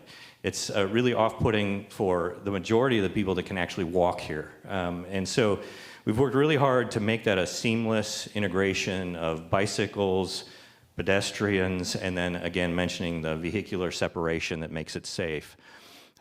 So the spur that comes through connects with the exception of the little gap between the park and the south corner, but it's really meant to kind of tie into the larger regional trail. Bus access remains on York. We've had continued conversations about where the location of those stops are in terms of safety and directness to the front door. The two locations really minimize access. So if you look at the northwest corner, we're looking at restricting or reducing the amount of walkway across the street from that bus stop, and then it goes right to a plaza type area that directs to the front door on the north side. There's a front door on the south side as well, so there's two very connecting pieces that are accessible from all locations. What I would also like to remark on is that in the past we've had conversations about the Southdale District guidelines. What we've done is we've initiated a strategy to connect at all four corners plus mid-block. And the thinking here is that someday Southdale, across the street, maybe Target, will be densified, and you'll see more density all across here. And this will be a great respite inside of that and still very well connected with those guidelines in mind, so that the access points and pedestrian and multimodal all weave in together. You'll see a little later how we've addressed the scale on the east side to the neighborhood on the east, which is very small residences and higher on the hill. So there's an impact there that could be drastic, but we've really mitigated it into a really, I think, what is a delightful experience. You'll see some of that we pushed it to the northwest corner, away from the east, and then let the landscape play. You'll see some of the grading to the east, which really make it seamless. It almost, it comes up and really makes it a one-story building on the east side. Vehicular access, this gives you just a little bit more of a diagrammatic idea of what that means. So if you were coming in from the entry on 70th, there's a two-way direction that gets you into the parking garage below grade, and then it's one way from that point to the drop-off, which enables us to kind of have a more safe access point for both drop-off, book drop, and coming to the library as well, with the ADA stalls that are close to the front door, and then also a few EV charging stations as well. You see the split of this parking stalls, the surface and underground stalls. So the planning on the first floor, which is mainly all library, it's meant to be very transparent and open. If you start from the entry at the top and work counterclockwise, that's all almost 100% glass, all the way around from starting at 12 o'clock on to 9 o'clock to 6 o'clock, almost to 4 o'clock where the grade starts to fill up. That's all transparent glass. Anywhere you're standing around that, you could feel like you just walk right up and look inside the library or come in the front door. The staff area where you see the book drop is back of the house. That has higher windows, so it does let you see in. It's just not a grade. It gives the privacy for working and also allows daylight to come into the staff members. So working to try to get a nearly linear transparency all the way around. You come in either from the north or the south into the main library, all library space. The center has an atrium space. You'll see this in some of the renderings. Main collection on the floors there. There's a couple meeting room spaces. Right in the center, there's a large meeting space. And then the children's space is just off to the lower right corner of the plan, which is going to be really spectacular. It's right out, looking out to the south. And then there's some outdoor programming space for the children as well, just outside of that. And you'll see that in one of the renderings coming up. So this would be coming in just from the north. You walk into the library out of the parking, or you were just dropped off, or maybe you came on the bus or parked your bike, walked up from the neighborhood. You would see all the way through to the south, which would be, you'd see right out into the wetland, and then you'd see the collection start to unfold. The service desk is just off to the left, so the helpful librarian would be right there, and then you see up through this atrium space up to what would be the terrace straight ahead of you, so public terrace out overlooking the south. Edina Arts Center is just up to the upper right, so you'll see some imagery that give you a sense of what that is. This is the new market. This is where you're going to come and get your popular materials. You're going to walk in, you're going to have something on hold, very convenient and easy. We like to make it easy, but we want to make it also that you change your mind and you stay, right? You don't just come in and take it and go. And I think this library is really headed towards that. This is if you went back into the corner for the children's area. Again, you would be looking out into the South Plaza just to the right, and then there's a children's programming area just off to the left, and then the grade starts to slope up towards the neighborhood. And again, if you just went right out, there's a door there. You could wander out, and there's an ADA accessible point that goes right to mid-block. So very accessible compared to what is currently there in that location. If you went up to the second floor, we have controlled access where you see the elevator in the kind of bluish square. We've designed it to have after-hours access, so library and arts center can have differing schedules, and you can have evening events or things like that. So very convenient in that. The reading balcony is associated with a planted terrace. There'll be casual seating up here. It'll probably be used quite a bit just in terms of reading or engaging in content. Any of the Arts Center would be in the pink areas as well. There's great exhibits. There's a gallery space along with some gathering space. And then the public meeting room, larger public meeting room is on the southeast corner that has facilities to facilitate larger events. And then also the area just outside of it is part of the engagement space and then spill out under the terrace if wanted. There's some outdoor space just to the east. I'll show you what that looks like here in a minute. This would be standing on that seating terrace, looking back down. That's that service point just in the lower right corner. So you would see where you came, if you came in from the north, you would see that. Straight ahead is gallery space and then some pre-function spaces, but pre-function is usually what we use for larger events and things like where community can gather as well. But you can kind of see how this is going to be, like you can imagine wanting just to come sit on the terrace. It has a covering over it, so it does mitigate solar. This is, you can imagine, a complete glass wall facing south. We've tuned it in a way to allow the sun to heat in the winter, and then the shading enables us to keep it cool in the summer. So it's very tuned to the environment, so it doesn't use a lot of energy in comparative to other facilities. And then there's also bird-safe glass. So all this glass has a frit on it that helps make sure that birds won't try to fly through it. They see it as well because of the biodiversity that we're building into the site. Matt, do you want to touch on the clear story? Oh, yeah. So if you just look off to the right, there's a clear story skylight that comes in. And what that does is it helps us get almost 100% daylight autonomy. So we're reducing electrified light inside the space.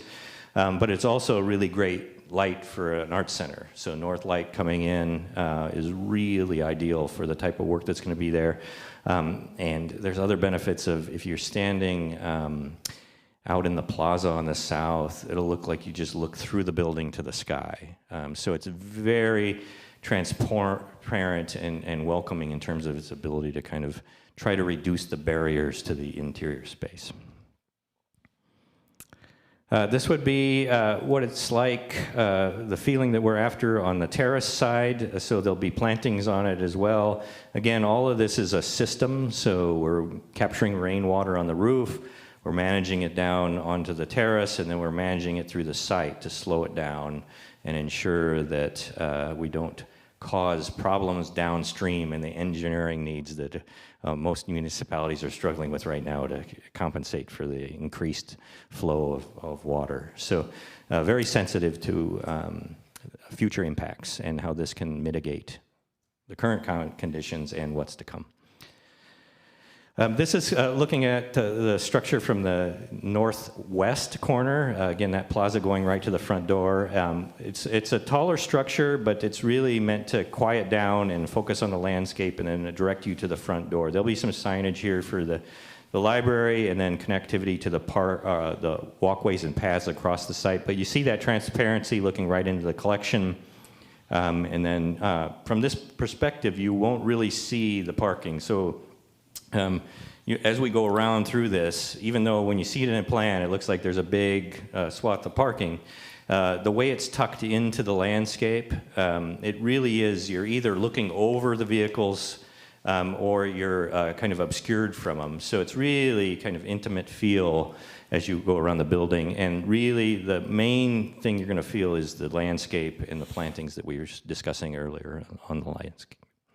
Again, all of this glazing will have the bird-safe strategies associated with them to make sure that the biodiversity maintains itself. This is becoming from the drop-off plaza just to the north, the parking just off to the left, and then that entry going right through. There's seating areas. Obviously, if you want somebody to come and wait or you're being picked up, you'd have a comfortable space to sit in. And then you also see up into the Arts Center up on the second floor. Main elevator and stair is a wayfinding piece, so it's very clear. If you're picking somebody up after hours, it's I'll see you coming down the stairs from the second floor. Very easy.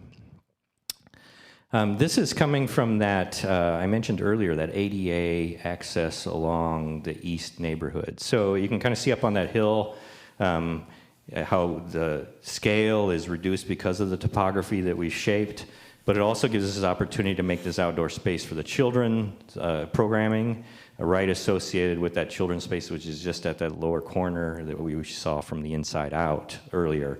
And then again, this is on a path that's accessible right up to the front door from the neighborhood.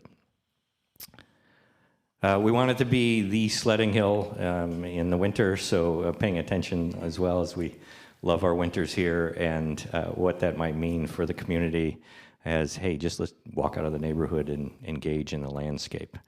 We have some great images of what this site was before. It was a gravel pit of, you know, and actually I think Peggy was one of those kids that was riding her Honda 50 in the gravel pits. And what a wonderful thing to be able to kind of repair and restore the landscape, but keep that kind of life and connection to it, almost as if we're all, how old were you? 8 years old? Yeah. We should all be 8. You know, we've developed strategies for all these trees, and so I'm from Nebraska. About 20 miles from the birth of Arbor Day, but you know, and they don't have enough trees, right? But there are a ton of trees here, and that's what's so great about Minnesota in general. You know, a guy should learn when to keep his mouth shut, shouldn't he? Like, even the bear. No offense taken. I'm here because I love the trees, right? But yeah, definitely, as David mentioned, there are a lot of trees that are being deployed throughout the site, and it will fill in and grow with time in a really elegant way, and with the idea of resiliency embedded in it. So the idea of not just the plantings, but the trees that will be resilient as things change long term, and that's a goal of the whole facility, because this is a decades and decades and decades long facility. This would be just as you come to the south, you're just off of the spur for the trail, looking towards the south entry and the plaza above. There you can kind of see, if you look at the second level, you're seeing all the way through the building. That's that clear story, right through to the sky again. So very transparent. These are some different moods you might feel throughout the day as you come in the evening on a bike ride or something and get that last opportunity to pick up a book for tomorrow morning, right? So that's I just want to interject. Yeah. I'm sure others have comments as well, but as you've gone through, we've looked at all the elevations and all the interior and exterior spaces. It's just one remarkable place to spend time after another, whether it's indoors or outdoors, and it's extraordinary. Thank you for that good work. You should be really proud of yourself. Your team should be really proud of itself. Thank you, and I can't stress how much of the talented people, not only from the design team, but the county and the city, everybody has really come together on this, and I do appreciate the comment. It's and I take that for all of the people that have been involved. That's what's so special about libraries for me, is that if we do them right, you will find a different place in the morning, you'll find a different place in the evening, and you'll come back twice in one day, right? And I think that's what's so great about it. Not only the programming, but the things that you can get from it. And I hope design can actually do that. So thank you. Yep. Some of this was gone over earlier, but our strategy is to try to not overwhelm. I think we've done better than the existing building for sure. And make sure that we integrate and are responsive to the neighborhood to the east, and make it a welcoming approach from the east as well. So just as a little bit more detail, that you see the dashed line there, that's the existing height. The blue line is what we're proposing, and it really is mainly that clear story, that transparent area that's letting light into the center of the building that gets to that height. There you see it again. So that just off right, that highest point is the piece that kind of gets up into that height area. So materials that were mentioned, these are, it's a champagne material aluminum panel that we're looking at, and we really want it to be subtle and quiet, nothing that's really jarring or in your face. It'll change throughout the day because it has a vertical texture to it, so depending on the daylight. And this is really built to try to kind of mimic the idea of trees and different light qualities that come through them. So you'll experience a kind of dappled light on the second level, and then some on the first level with that transparency. So we're really trying to break down the scale and just make it a quiet second level that sits on the landscape on the left, on the east, and then hovers over the transparency on the west. And then there's some it's mainly durable materials, again, decades and decades long. We want to reduce maintenance. The clear story is just a very simple glass piece that sits on top. This is the west facade. You're seeing similar strategy as well as mainly I think what you'll notice is the terrace as you come around the covering, because it'll be very open and transparent. There's some perforated metals that we're using, but mainly it's all meant to be tuned to reflect light and minimize the solar gain. And as well, if you've ever been in a library and you need to wear glasses or anything like that, glare is a huge piece. So these fins that we're putting on, these aluminum fins, are meant to minimize the amount of glare, but also let a lot of daylight in, so it's bouncing light in. So it's all tuned for the uses that we're intending to have inside. The south side, you've seen other images that are renderings along this. Just off to the right, you see how that grade goes up, and then there's that's where the kiln facility is for the Arts Center, but it sits on a landscape. It's a very small scale compared to the rest of the building next to the neighborhood. There you see in this wide area. So it really is kind of a one-story structure at the neighborhood side, with the exception where it slopes down and you sled around the corner towards the front door. There's all 4 elevations. Yeah, so a very limited palette, but mainly using shade and shadow and changes throughout the day. Very durable and resistant materials. The aluminum and or stainless steel is meant to resist any corrosion or anything like that, and be maintainable so that there isn't ongoing maintenance. So again, this south side, I did mention it, but there's a 4-point connectivity. There's a path that connects on the south side as well, and it can be that enticement to go around the corner and come into the library. That's a lot of it. There's a lot more, but I'd like to leave it open for any other questions or clarifications.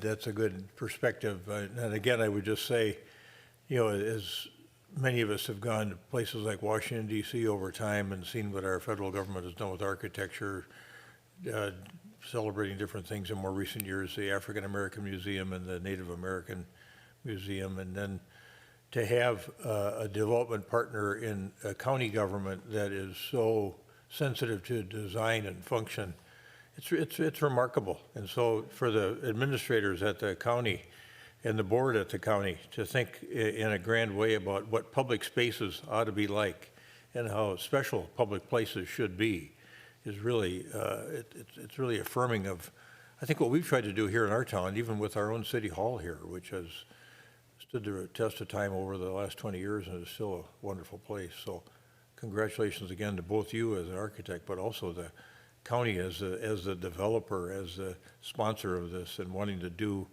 the best possible thing they could for their system and for our town. Thank you for that.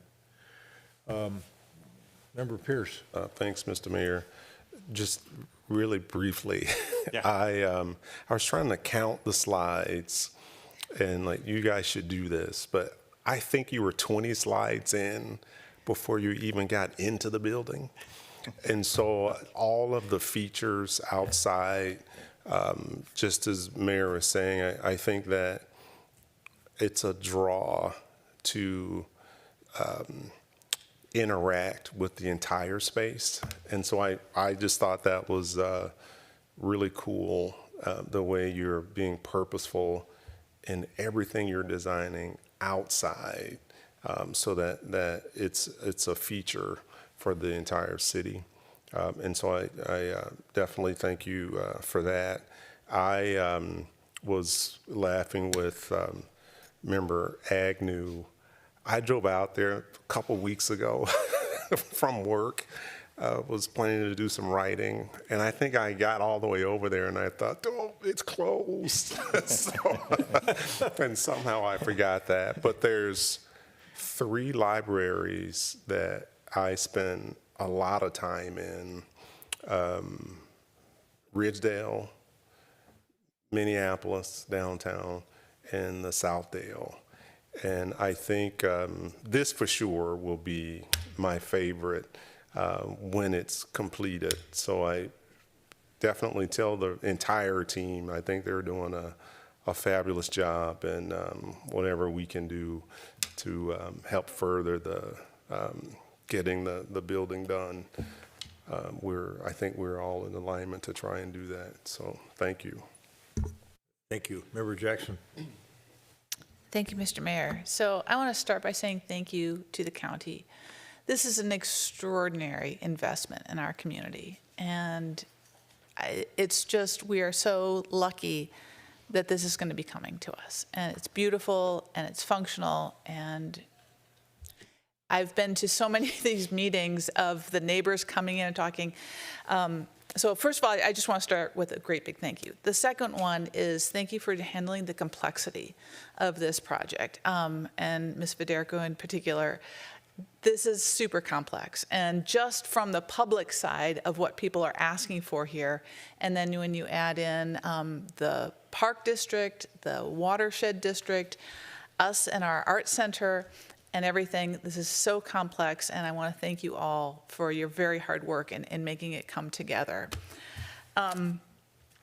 I actually have a question. Well, first of all, thank you also for the glare reduction. I hadn't thought about that, but with all that sunlight, having to sit and read, it sounds pretty amazing. So it will be a good place to read as well as to come visit and everything. So that's really cool. The one question I have is in this water retention area, will it be possible for staff to go out and pick up garbage in that area? I know that the public is not invited to walk in there, but it's in an urban area and there will be plastic bags and paper cups and stuff. Is that accessible for maintenance? Yeah, I think Britta would be best to answer how these are maintained. I might say something wrong. Sure, yes. The wetland area is not intended for the public to go into it, but there are gravel trails around it, and it will be accessible for maintenance staff. There will be detailed maintenance plans for how the landscape maintenance professionals can get in there and do yearly mowing and trash collection and those sorts of things. Okay, great, thank you. I figured you had, but I had to ask. And so I just want to conclude, Ms. Federico, you start out talking with the mission of the library, and it has one of my favorite phrases in it, lifelong learning. In 2015, the City of Edina did a visioning process, and there were 2 values that stood up above and beyond everything else: environmental sustainability and lifelong learning. And so I'm just blown away by bringing this to our community. So thank you all very much. Member Agnew, and then Member Russer. Thank you, and thank you for the presentation.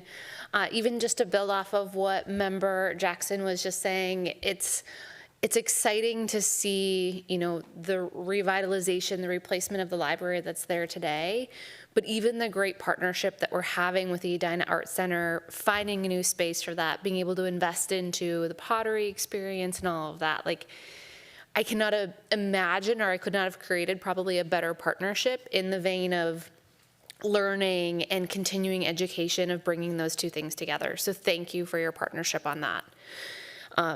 when I go and I watch the Planning Commission, and I definitely heard, I think it was Chair Bennett, really, I think, wanting more, right, from this project and from this site. And I know that this has been a multi-year effort, more than that if you go way, way back. And I know that we reviewed, possible opportunities that were evaluated of could there be housing on this site and what would that look like. And, if I look at it in a silo, part of me is still like disappointed in the sense that we weren't able to find something that worked to also add housing or to do something else. And I can't imagine like a better project here. And so it's really good to, know that there's something that we're missing out on as a community, but at the same time, with the inclusion of all the community aspects, the outdoor area, the wetlands, the water retention, all of those things I think make this really a perfect project. So it's amazing to see it come together. I will, though, ask the question about parking. I always do. And I know Commissioner Alkire was kind of pushing on this point. And what's hard for me is when you dig into the numbers of the parking study that was conducted. It was peak evaluation of 116 spaces needed.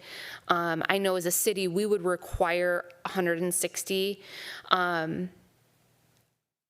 Tell me how we landed on a number, 184, that's bigger than what we require. It's bigger than what the peak estimated was going to be. And I know you spoke to this on the Planning Commission, but even just like reiterate why you think 184 is the right number, and maybe we can have some dialogue on that. Yeah, again, there's the science of it, and then there's what we see in examples. And I don't know how to not overstress or talk about the impact of this facility. In my career, I haven't worked on a facility that I think is as spectacular as this. And with it being located as a regional location, so you're going to get a draw from outside the community, what you would consider community here. The demand is really hard to measure, and I just know there's going to be a lot of people coming, and I see that from examples of other regional libraries we do, especially when it's at this caliber. I mean, this is world class. So, you think of a world where there's social media and the places you want to be, and how what we hope to have described here is such a delightful place. That's the hardest part to measure. And I think we just know from our experience that it's going to be, especially at the larger events, and you have partnerships, right?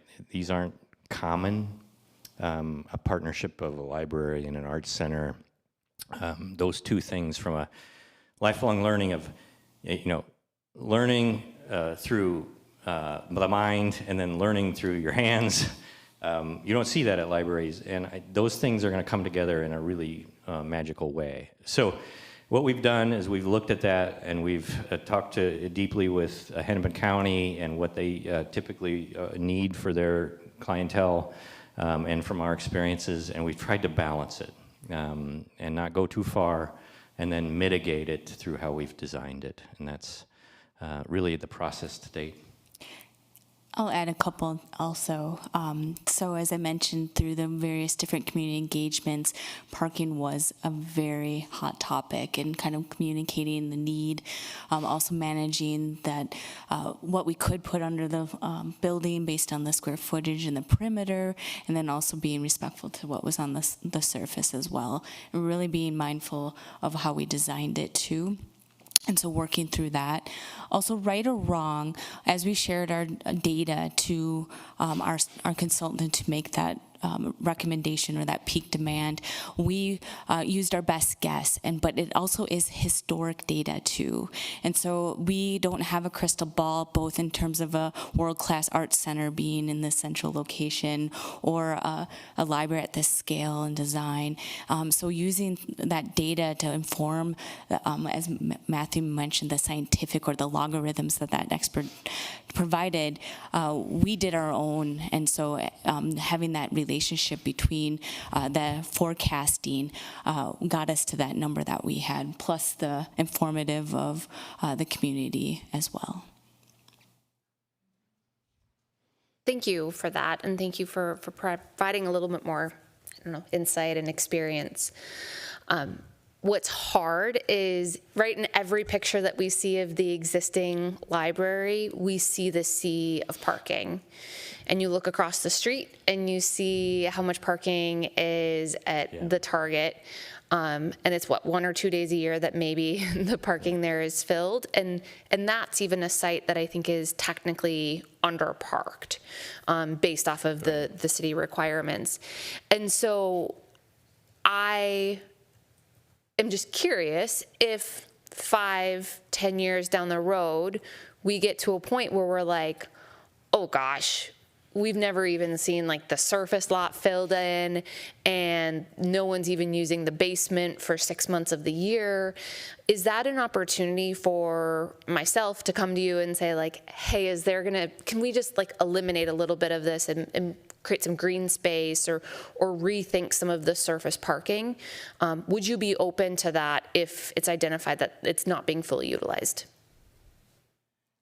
I think I'll respond and encourage if there's any from my team members that want to add.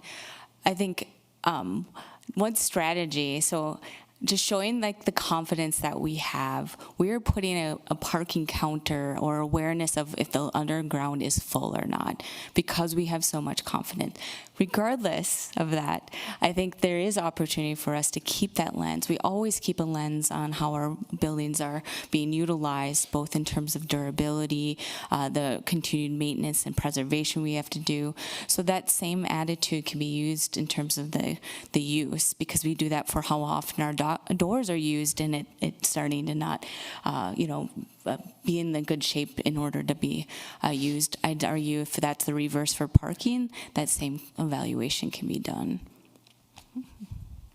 Wonderful. Thank you. Thanks, Member Agnew. Member Risser. I also really appreciate all the work that has gone into this. And I do want to push back on the idea of the Southdale design guidelines not really being followed, because I think you really are breaking up the space beautifully. The other thing is, as I look at the Southdale design guidelines and I see county roads going through this area, I wonder, do our design guidelines respect county road policy? Because what you're doing is eliminating a driveway area, and our guidelines continually encourage more driveways onto your county roads. So it's kind of I think you've provided a wonderful solution, and I hope it is something that is picked up and used at other development sites. So thank you for that. I did watch the Planning Commission, so I don't have a lot of concerns. I did bring in an image that I wanted to show. I too have Nebraska connections. My mom grew up there, and every summer I summered in Hastings for like 2 weeks. And I remember just that overwhelming sense of heat. And this is not the greatest picture, but if you go to Google Maps, this is what you're going to see when you plunk down at York. And your corner, you can view your site as a sea of asphalt. Your site has some of the fewest trees in our area. And if you look across the street, how desolate that road is, this is the little enchanted library forest. And so if you can keep part of that, that would be absolutely wonderful. There's also a cluster of hackberries, and everything's relative, but when it is really hot and humid and it's 90, 100 degrees and people are walking across, your corner is the only one where they get some relief and some shade. And I'm thinking, if, somehow this could be maintained, that would be absolutely wonderful. I really can't get enthusiastic about another open plaza, because then no one's going to have any place to go. So I don't know if that could be really rethought. That's my biggest concern. Well, actually, the other concern, idea I have, but as I was seeing all your beautiful images, I don't know if it would be possible, but just because it's a learning center, because you have so much light, could a few of those glass panels, or maybe just one, be one that had solar energy generation capabilities in it as a learning experience for kids on the inside? That's one thought I had. The other thought, and this is actually, I want to credit Commissioner Alkire, he talked about, could we work in some kind of specific language requiring the sidewalk that the city needs to build in order to connect your building to Adams Park, but that's not really on you, but I think it's on us, and I would really like to see that commitment. So that's all I have, but beautiful work. Thank you. Thank you. Great observations. Thank you. All right. Stand by. This is a public hearing. I don't know if anyone else wishes to testify on the public hearing. That's in the audience. You're certainly welcome to as part of the team. But I'm going to open it up now for public testimony. And if you folks sit down, we'll see what happens here. See if anybody comes forward. I don't see anybody other than your team here. But nonetheless, we'll see if anybody wants to come forward to testify regarding this matter. And this matter was the potential issuance of a conditional use permit and a building height variance for the library site at 7001 York Avenue South. Seeing no one coming forward and hearing nothing, I'm going to turn to Director Benarott and see if we have anybody online that wishes to testify. It's a very quiet night over here in call-in land. Because the public hearing just opened and there is a slight delay in the broadcast, I'd recommend we wait a minute or so, giving people an opportunity to call in if they so desire. My clock shows that it's 8:58, so I'll come back to you at 8:59, whichever, or when we get a caller, whichever's first. All right. Thank you for that. While you're waiting, I think the recommended motion from staff is that we do what we've been doing recently on some of the public hearings, and that is, with respect to this matter, close the public input at noon on Sunday, the 6th of April, and then continue the action to our meeting on Wednesday, April 16th. So keep that in mind as we wait for the passage of time here, calculated by Director Benarott.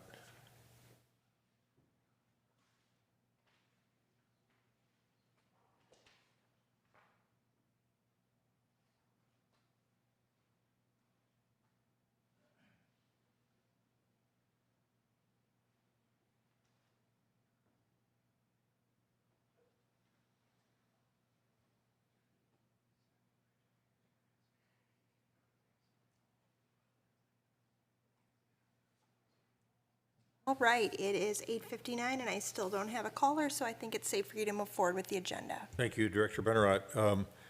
The motion would be to close the public input on this matter at noon on Sunday, April 6th, and continue the action, which would involve the potential issuance of a conditional use permit, site plan and building height variance for 7001 York Avenue.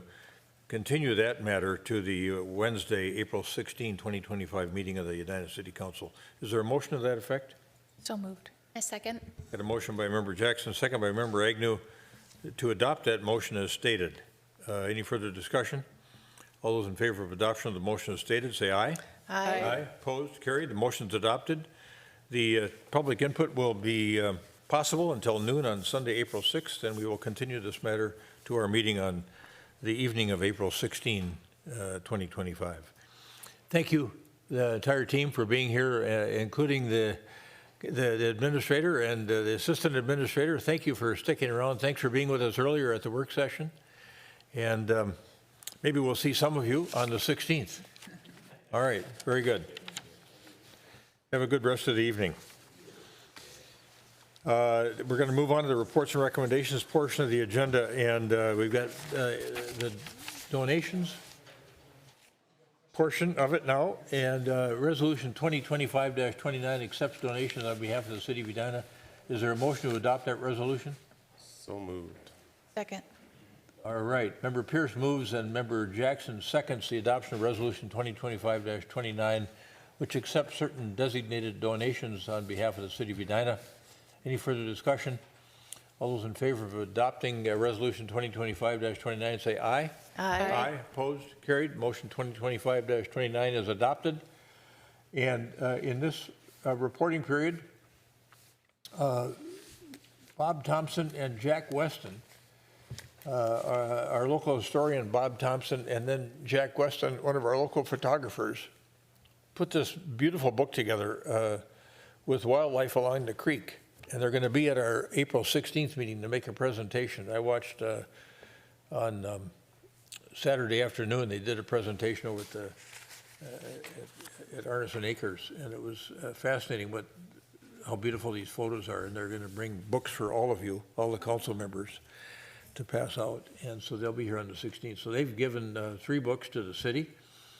Both Joan Rowe and Ann and David Braden have donated $3,200 respectively for memorial benches at Arneson Acres Park and Centennial Lakes Park in honor of loved ones now departed. And then Keeladale Garden Club has donated $350 for a tree at Arneson Acres.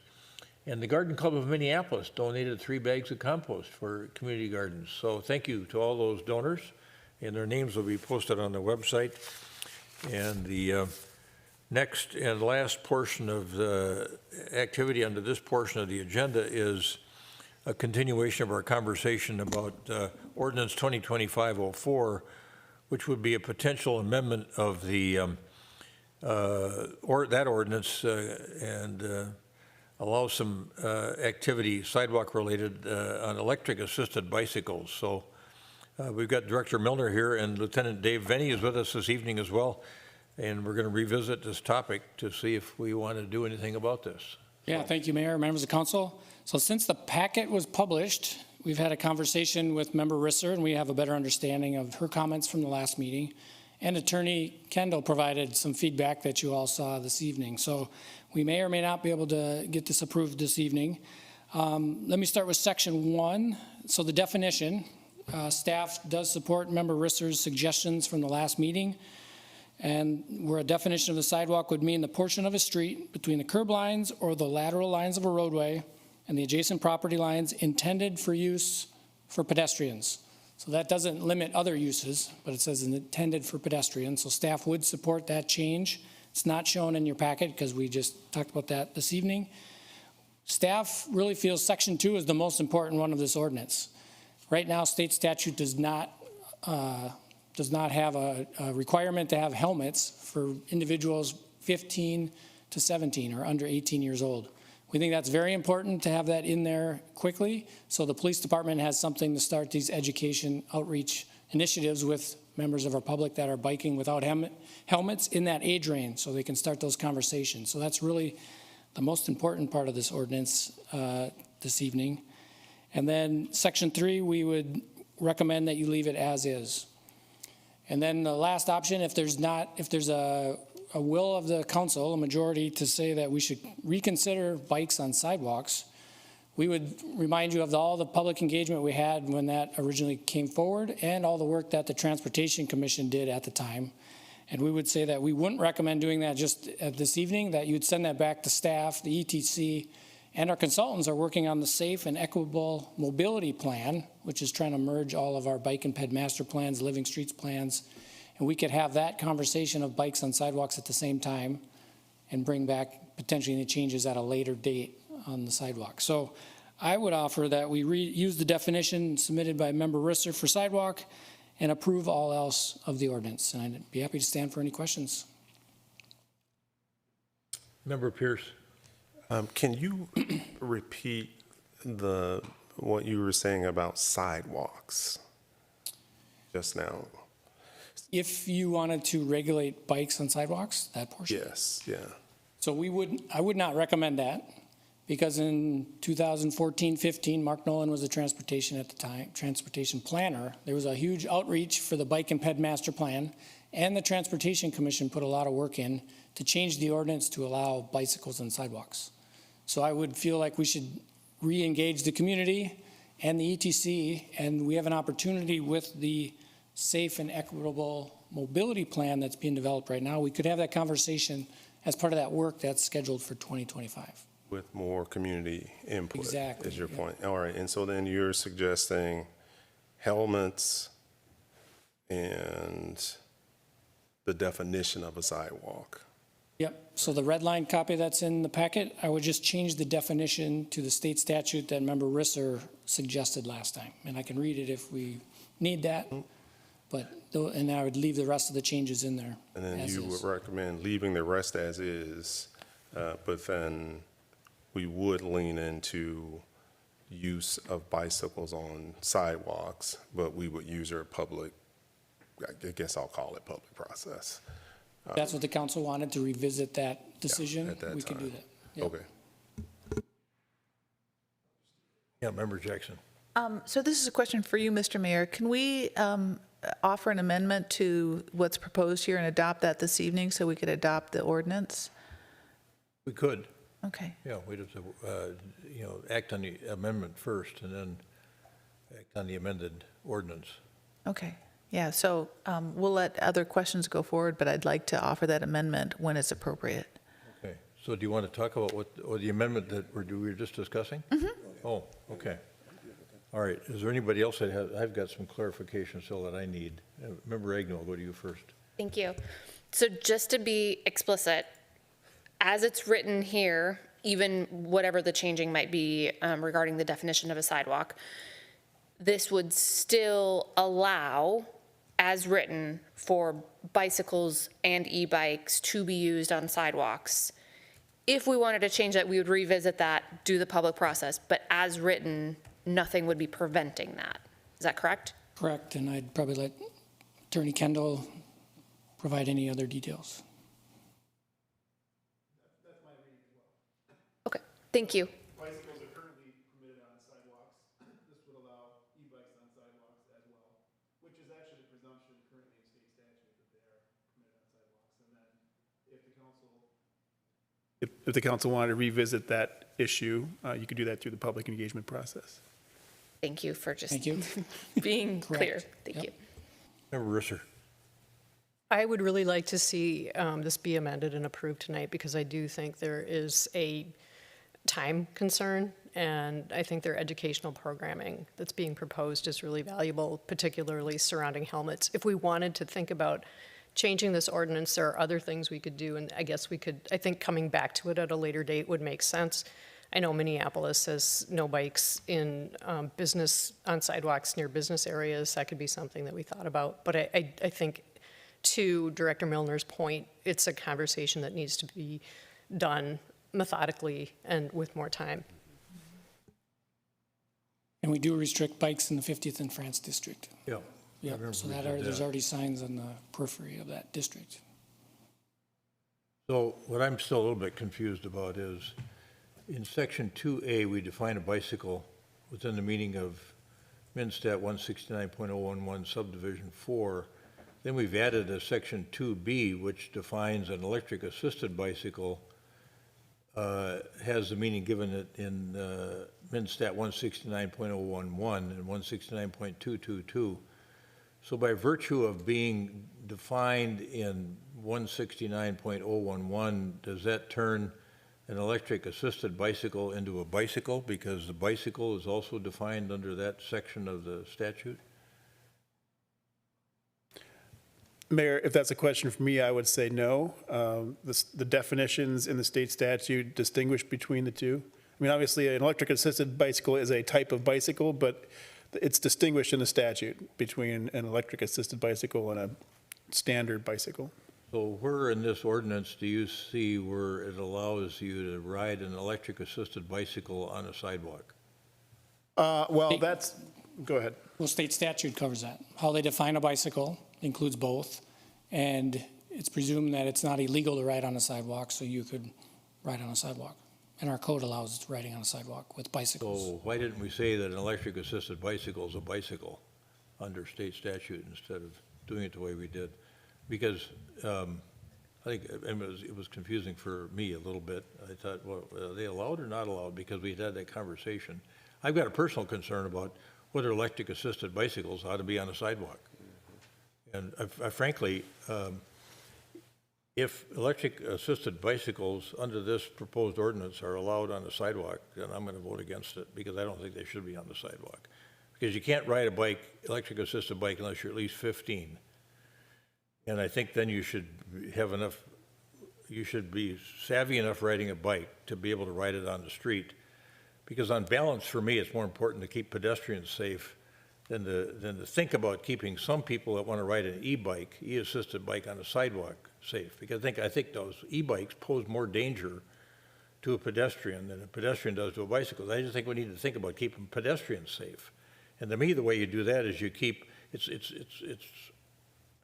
there's some risk with bicycles on the sidewalk. We haven't had that experience, fortunately, but I think with e-bikes and the stories we've had anecdotally from people in our town about the experiences they've had having e-bikes roar up on them from behind, I think, I personally think it's a bad idea. So bicycles continuing on sidewalks, basically the status quo, adding that language around bicycle paths, bicycle trails, and shared use paths, fine by me. The e-bikes on sidewalks, not for me. Can I just offer one comment that I think the e-bikes and the situations that you're getting emails, they are not e-bikes. They're these unregulated electric mobiles that I agree with. They shouldn't even be on the sidewalks. And they're not even in a classified. So I think there's that. If I was thinking about actual e-bike users, I think they're normal bike users. It's these unclassified, almost electric motorcycles that you see going down the sidewalk. But just a comment. Yeah, but an electric-assisted bike, as I understand it, is one that you can get an assist from if you feel like you need it. You're going up a hill and it's a little bit tough. You can employ a little bit of an electric assist. Maybe you still have to pedal to do it. That's the key, is the pedaling. It's these things that don't even have pedals, and they're running up the sidewalks. Nonetheless, with an e-assisted bike, you can still achieve speeds up to what, 20 miles an hour? Yep. Yeah. 28 for a See, that's where it gets risky for me. So whether it's a straight old e-bike or an e-assisted bike, I just think on balance for me, the risks are too steep when you orient it around pedestrians. And you've got a different opinion. Well, I do, and I think that we should have this as a community discussion, because they are in the same bicycle class, and would welcome that broader community, but whatever the council so wishes. Oh, go ahead, Member Jackson, go ahead. Just to follow up on your comments, my understanding on the presentation that we had 2 weeks ago was that by passing something and requiring the helmets, we can start a public education campaign. Because I think one of the problems that we have are the young kids riding these electric assist bikes, and we need to get the word out that they're not allowed to. And how do we do this safely? And by passing this ordinance, we trigger a public safety campaign, which is the best way on your training that the two of you went through for making this safe. And that simply banning it at this point, we lose that opportunity for education. Can you clarify that a little bit for me, please? Yeah, we think the best case is education outreach, both the users, right? We've seen a lot of that age range 15 to 17, but also the parents and the families. They shouldn't be buying, it's not legal to have these under 15. And those are probably the kids that we're seeing these worst behaviors on sidewalks. I don't know if Lieutenant Vinnie wants to add. Yeah, I mean, we're getting a lot of calls from parents of middle school age children asking, can we buy these things for our children? And you know, the answer is for us, if you're not 15, no, you can't. And unfortunately, we get the, well, my neighbor has one, or my neighbor's neighbor has one. And we're actually working with the schools right now because the assistant principal is concerned about some of the driving conduct of the middle schoolers, right? Well, the simple solution is they're not legal for, you know, for a 13-year-old to be able to drive, to ride. So by incorporating a ordinance with helmet requirement that allows our officers some engagement, right? Because right now, if someone's riding an e-bike without a helmet, it's tough, 13 to 15, you know, what does that age look like? So hopefully that answered your question I there. like that idea too, the helmet under 18. I think that's a great idea, but I still don't like the idea of anything E-assisted on a sidewalk or the higher powers. Remember, Pierce. Oh, thanks, Mr. Mayor. So I don't think anybody disagrees with you. I think we all care about safety. I think what I am hearing is that we should follow more due diligence to write an ordinance to address those issues. And so what I'm hearing us say is status quo for now, with the exception of the helmet. And then, what am I missing? The helmet and The definition. the updating definition of a sidewalk. And then we will follow the public process to really come up with something that is more comprehensive, because I do think it is more complicated than that. When you start looking at class 2, class 3, you know, what's an e-bike, what's state statute, how does it govern it? I think we do need to spend more due diligence on it and have more of a public process to figure out what we should do to ensure that we've got the safety. So this is like an interim thing. So, but in the What do we meantime, they can ride e-assist on the sidewalk while we make up our mind what to do? I mean, that's what bothers me. I feel like you can do an educational program without that component. You know, I feel like, okay, define bicycle as anything that doesn't have a electric or a gas motor on it, or it's not powered by anything other than your legs. I like so many parts of it. It's just to allow in the gap. I think it's just risky to allow electric assisted anything on the sidewalk. Well, just to underscore the complexity of it, for tonight, I'm actually not super excited about having any bicycles on sidewalks. But that's not what we have in place today.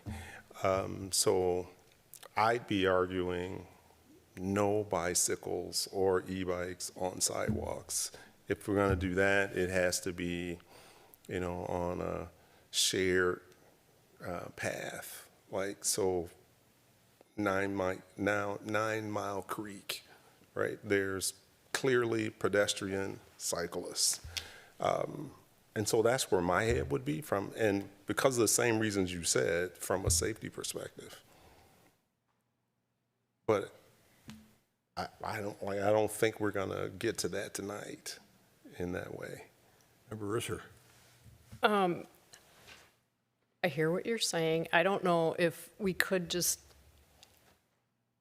get rid of, and I don't have the ordinance in front of me, but any language that allows the electric bikes, if it's separated out, or just add a statement saying electric powered bikes are not allowed.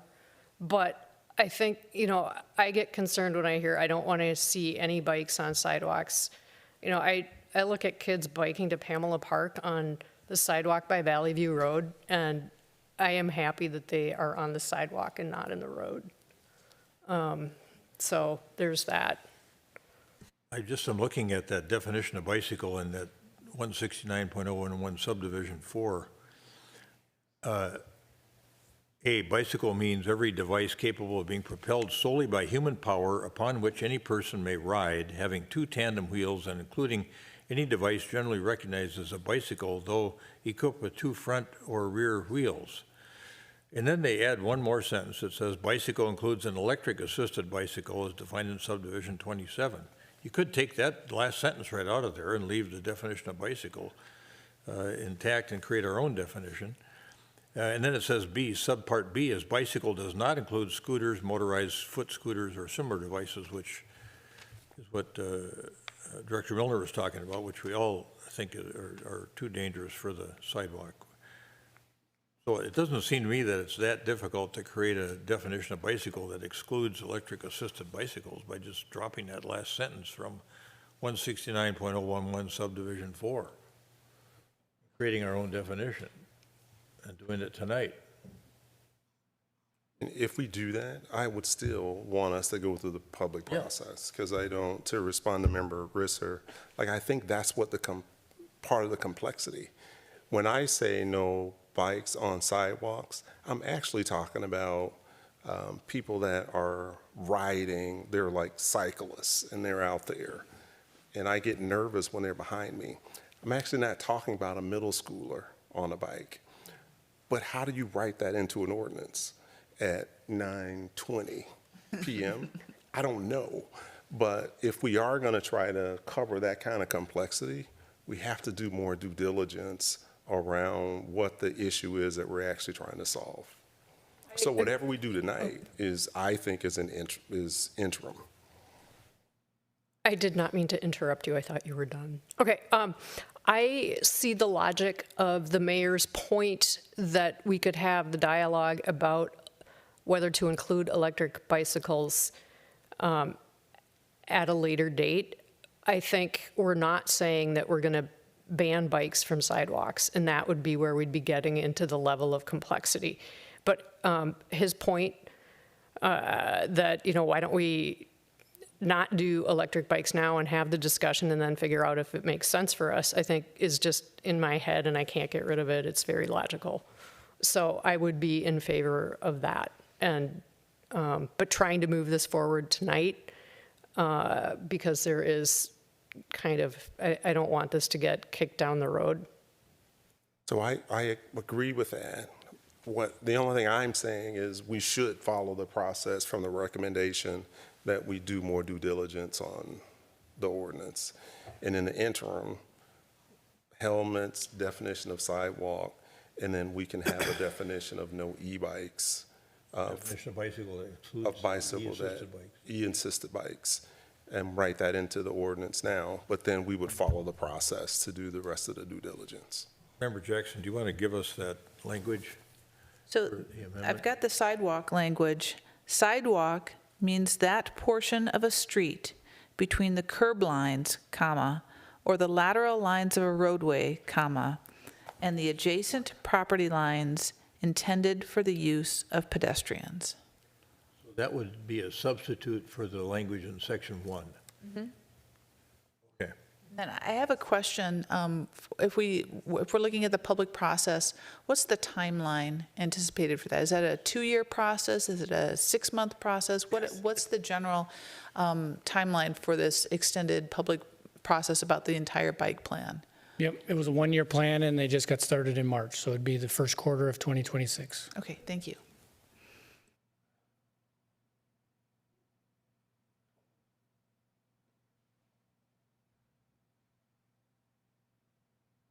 I'm trying to figure out how to make section 2. There is no, there's a subsection A in there, but there's B. So we'd eliminate A. So all we'd need there is, we'd substitute that, we would use the definition of bicycle, but eliminate that last sentence, which says,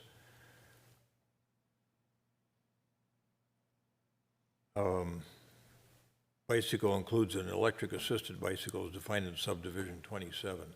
So the definition then would be, bicycle means every device capable of being propelled solely by human power, upon which any person may ride, having 2 tandem wheels and including any device generally recognized as a bicycle, though equipped with 2 front or rear wheels, period. So you could do that as subsection A, eliminate B, and then subpart 1 there could become B, I suppose. Any person under the age of 18, blah, blah, blah. The helmet part of it. So you would define bicycle in A, and then have that helmet language on B. And everything else would stay the same. And you'd add that definition of sidewalk, substitute definition of sidewalk in there. Did that, so anybody get that?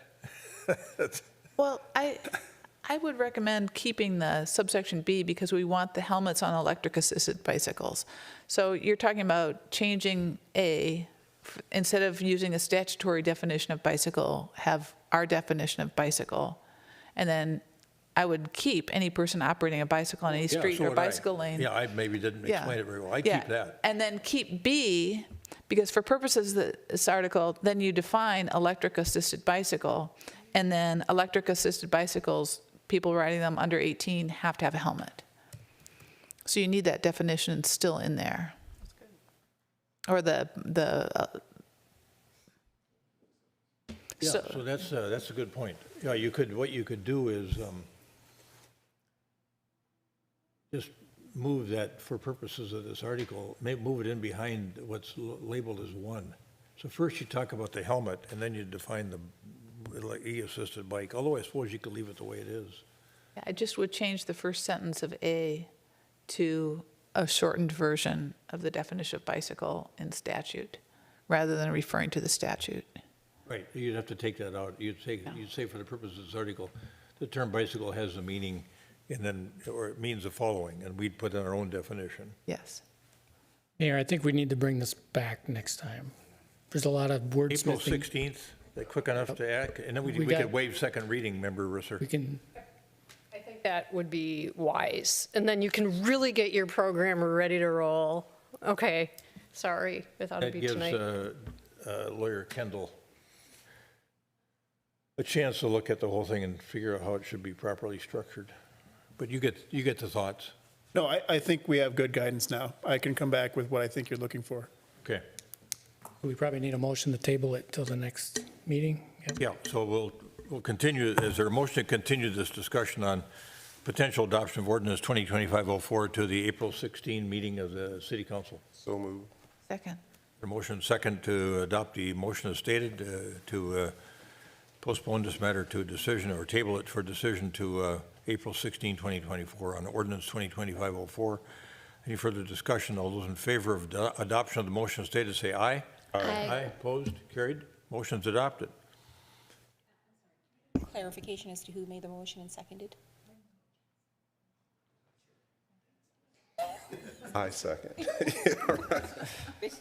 You guys are our best guess. It was the two of them. I don't know which order.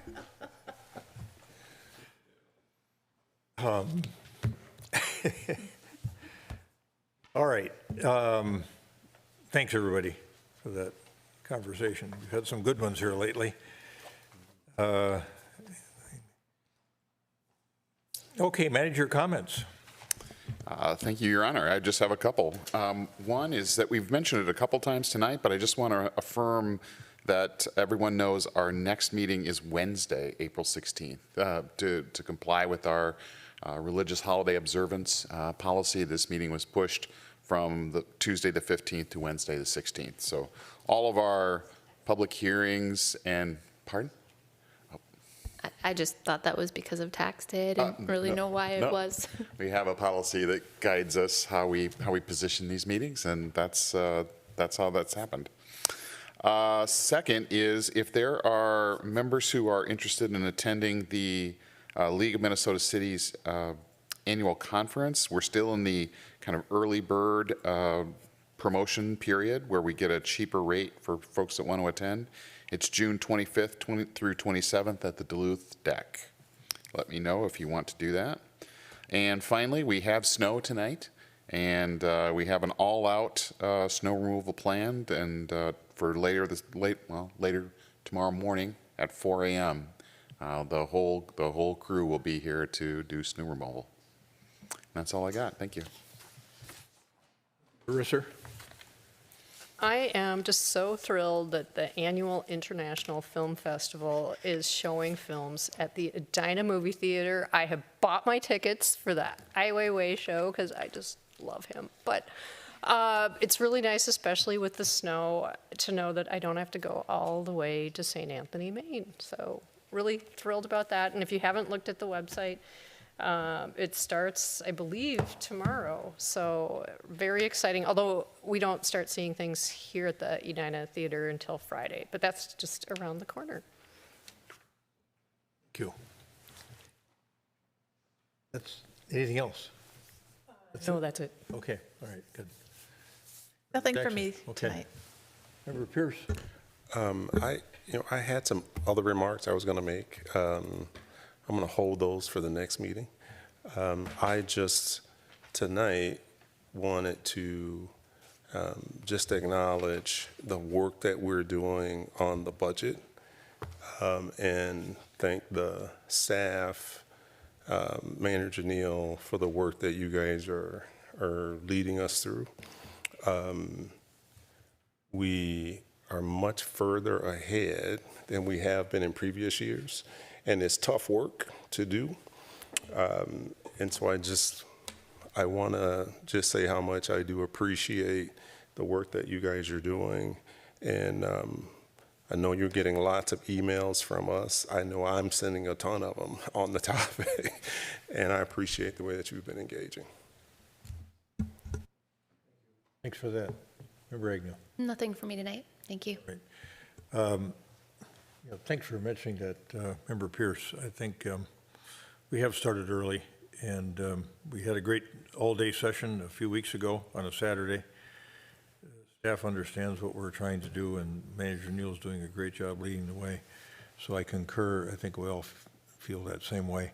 Only one other thing for me, and that was yesterday, and I had to miss it because of an appointment, but Tim Zimmerman, our longtime kind of chief gardener, retired. And I really feel bad that I had to miss that retirement 41 session years doing. of service. So I'd like to, if you can find me his contact information, I'd like to buy him lunch or breakfast or something. Will do. Tell him how much I appreciated all the work he's done over the years, beautifying Edina and leading all these teams that beautify Edina. So Tim, if by chance happen to tune in, we are so appreciative of all the great work that you did here in Edina over the years. It's pretty remarkable how beautiful you've made our community, and how loyal you've been and diligent you've been on the work that you've done. And so the best to you in retirement. Really pleased for you. Thank you. That's it for me. Anything else from anybody? Is there a motion to adjourn? So moved. Second. Oh, this time Member Agnew seconds. Member Jackson moves. We second. We would adjourn. Member Agnew seconds. Any further discussion? All those in favor of adjournment say aye. Aye. Aye. Opposed? Carried. We stand adjourned.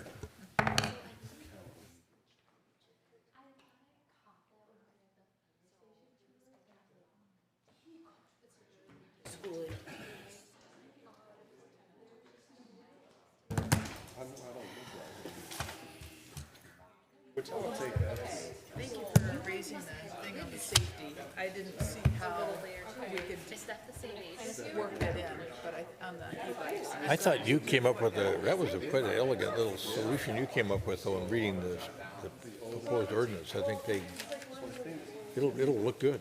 It'll be something that we can support. I had more people contacting me.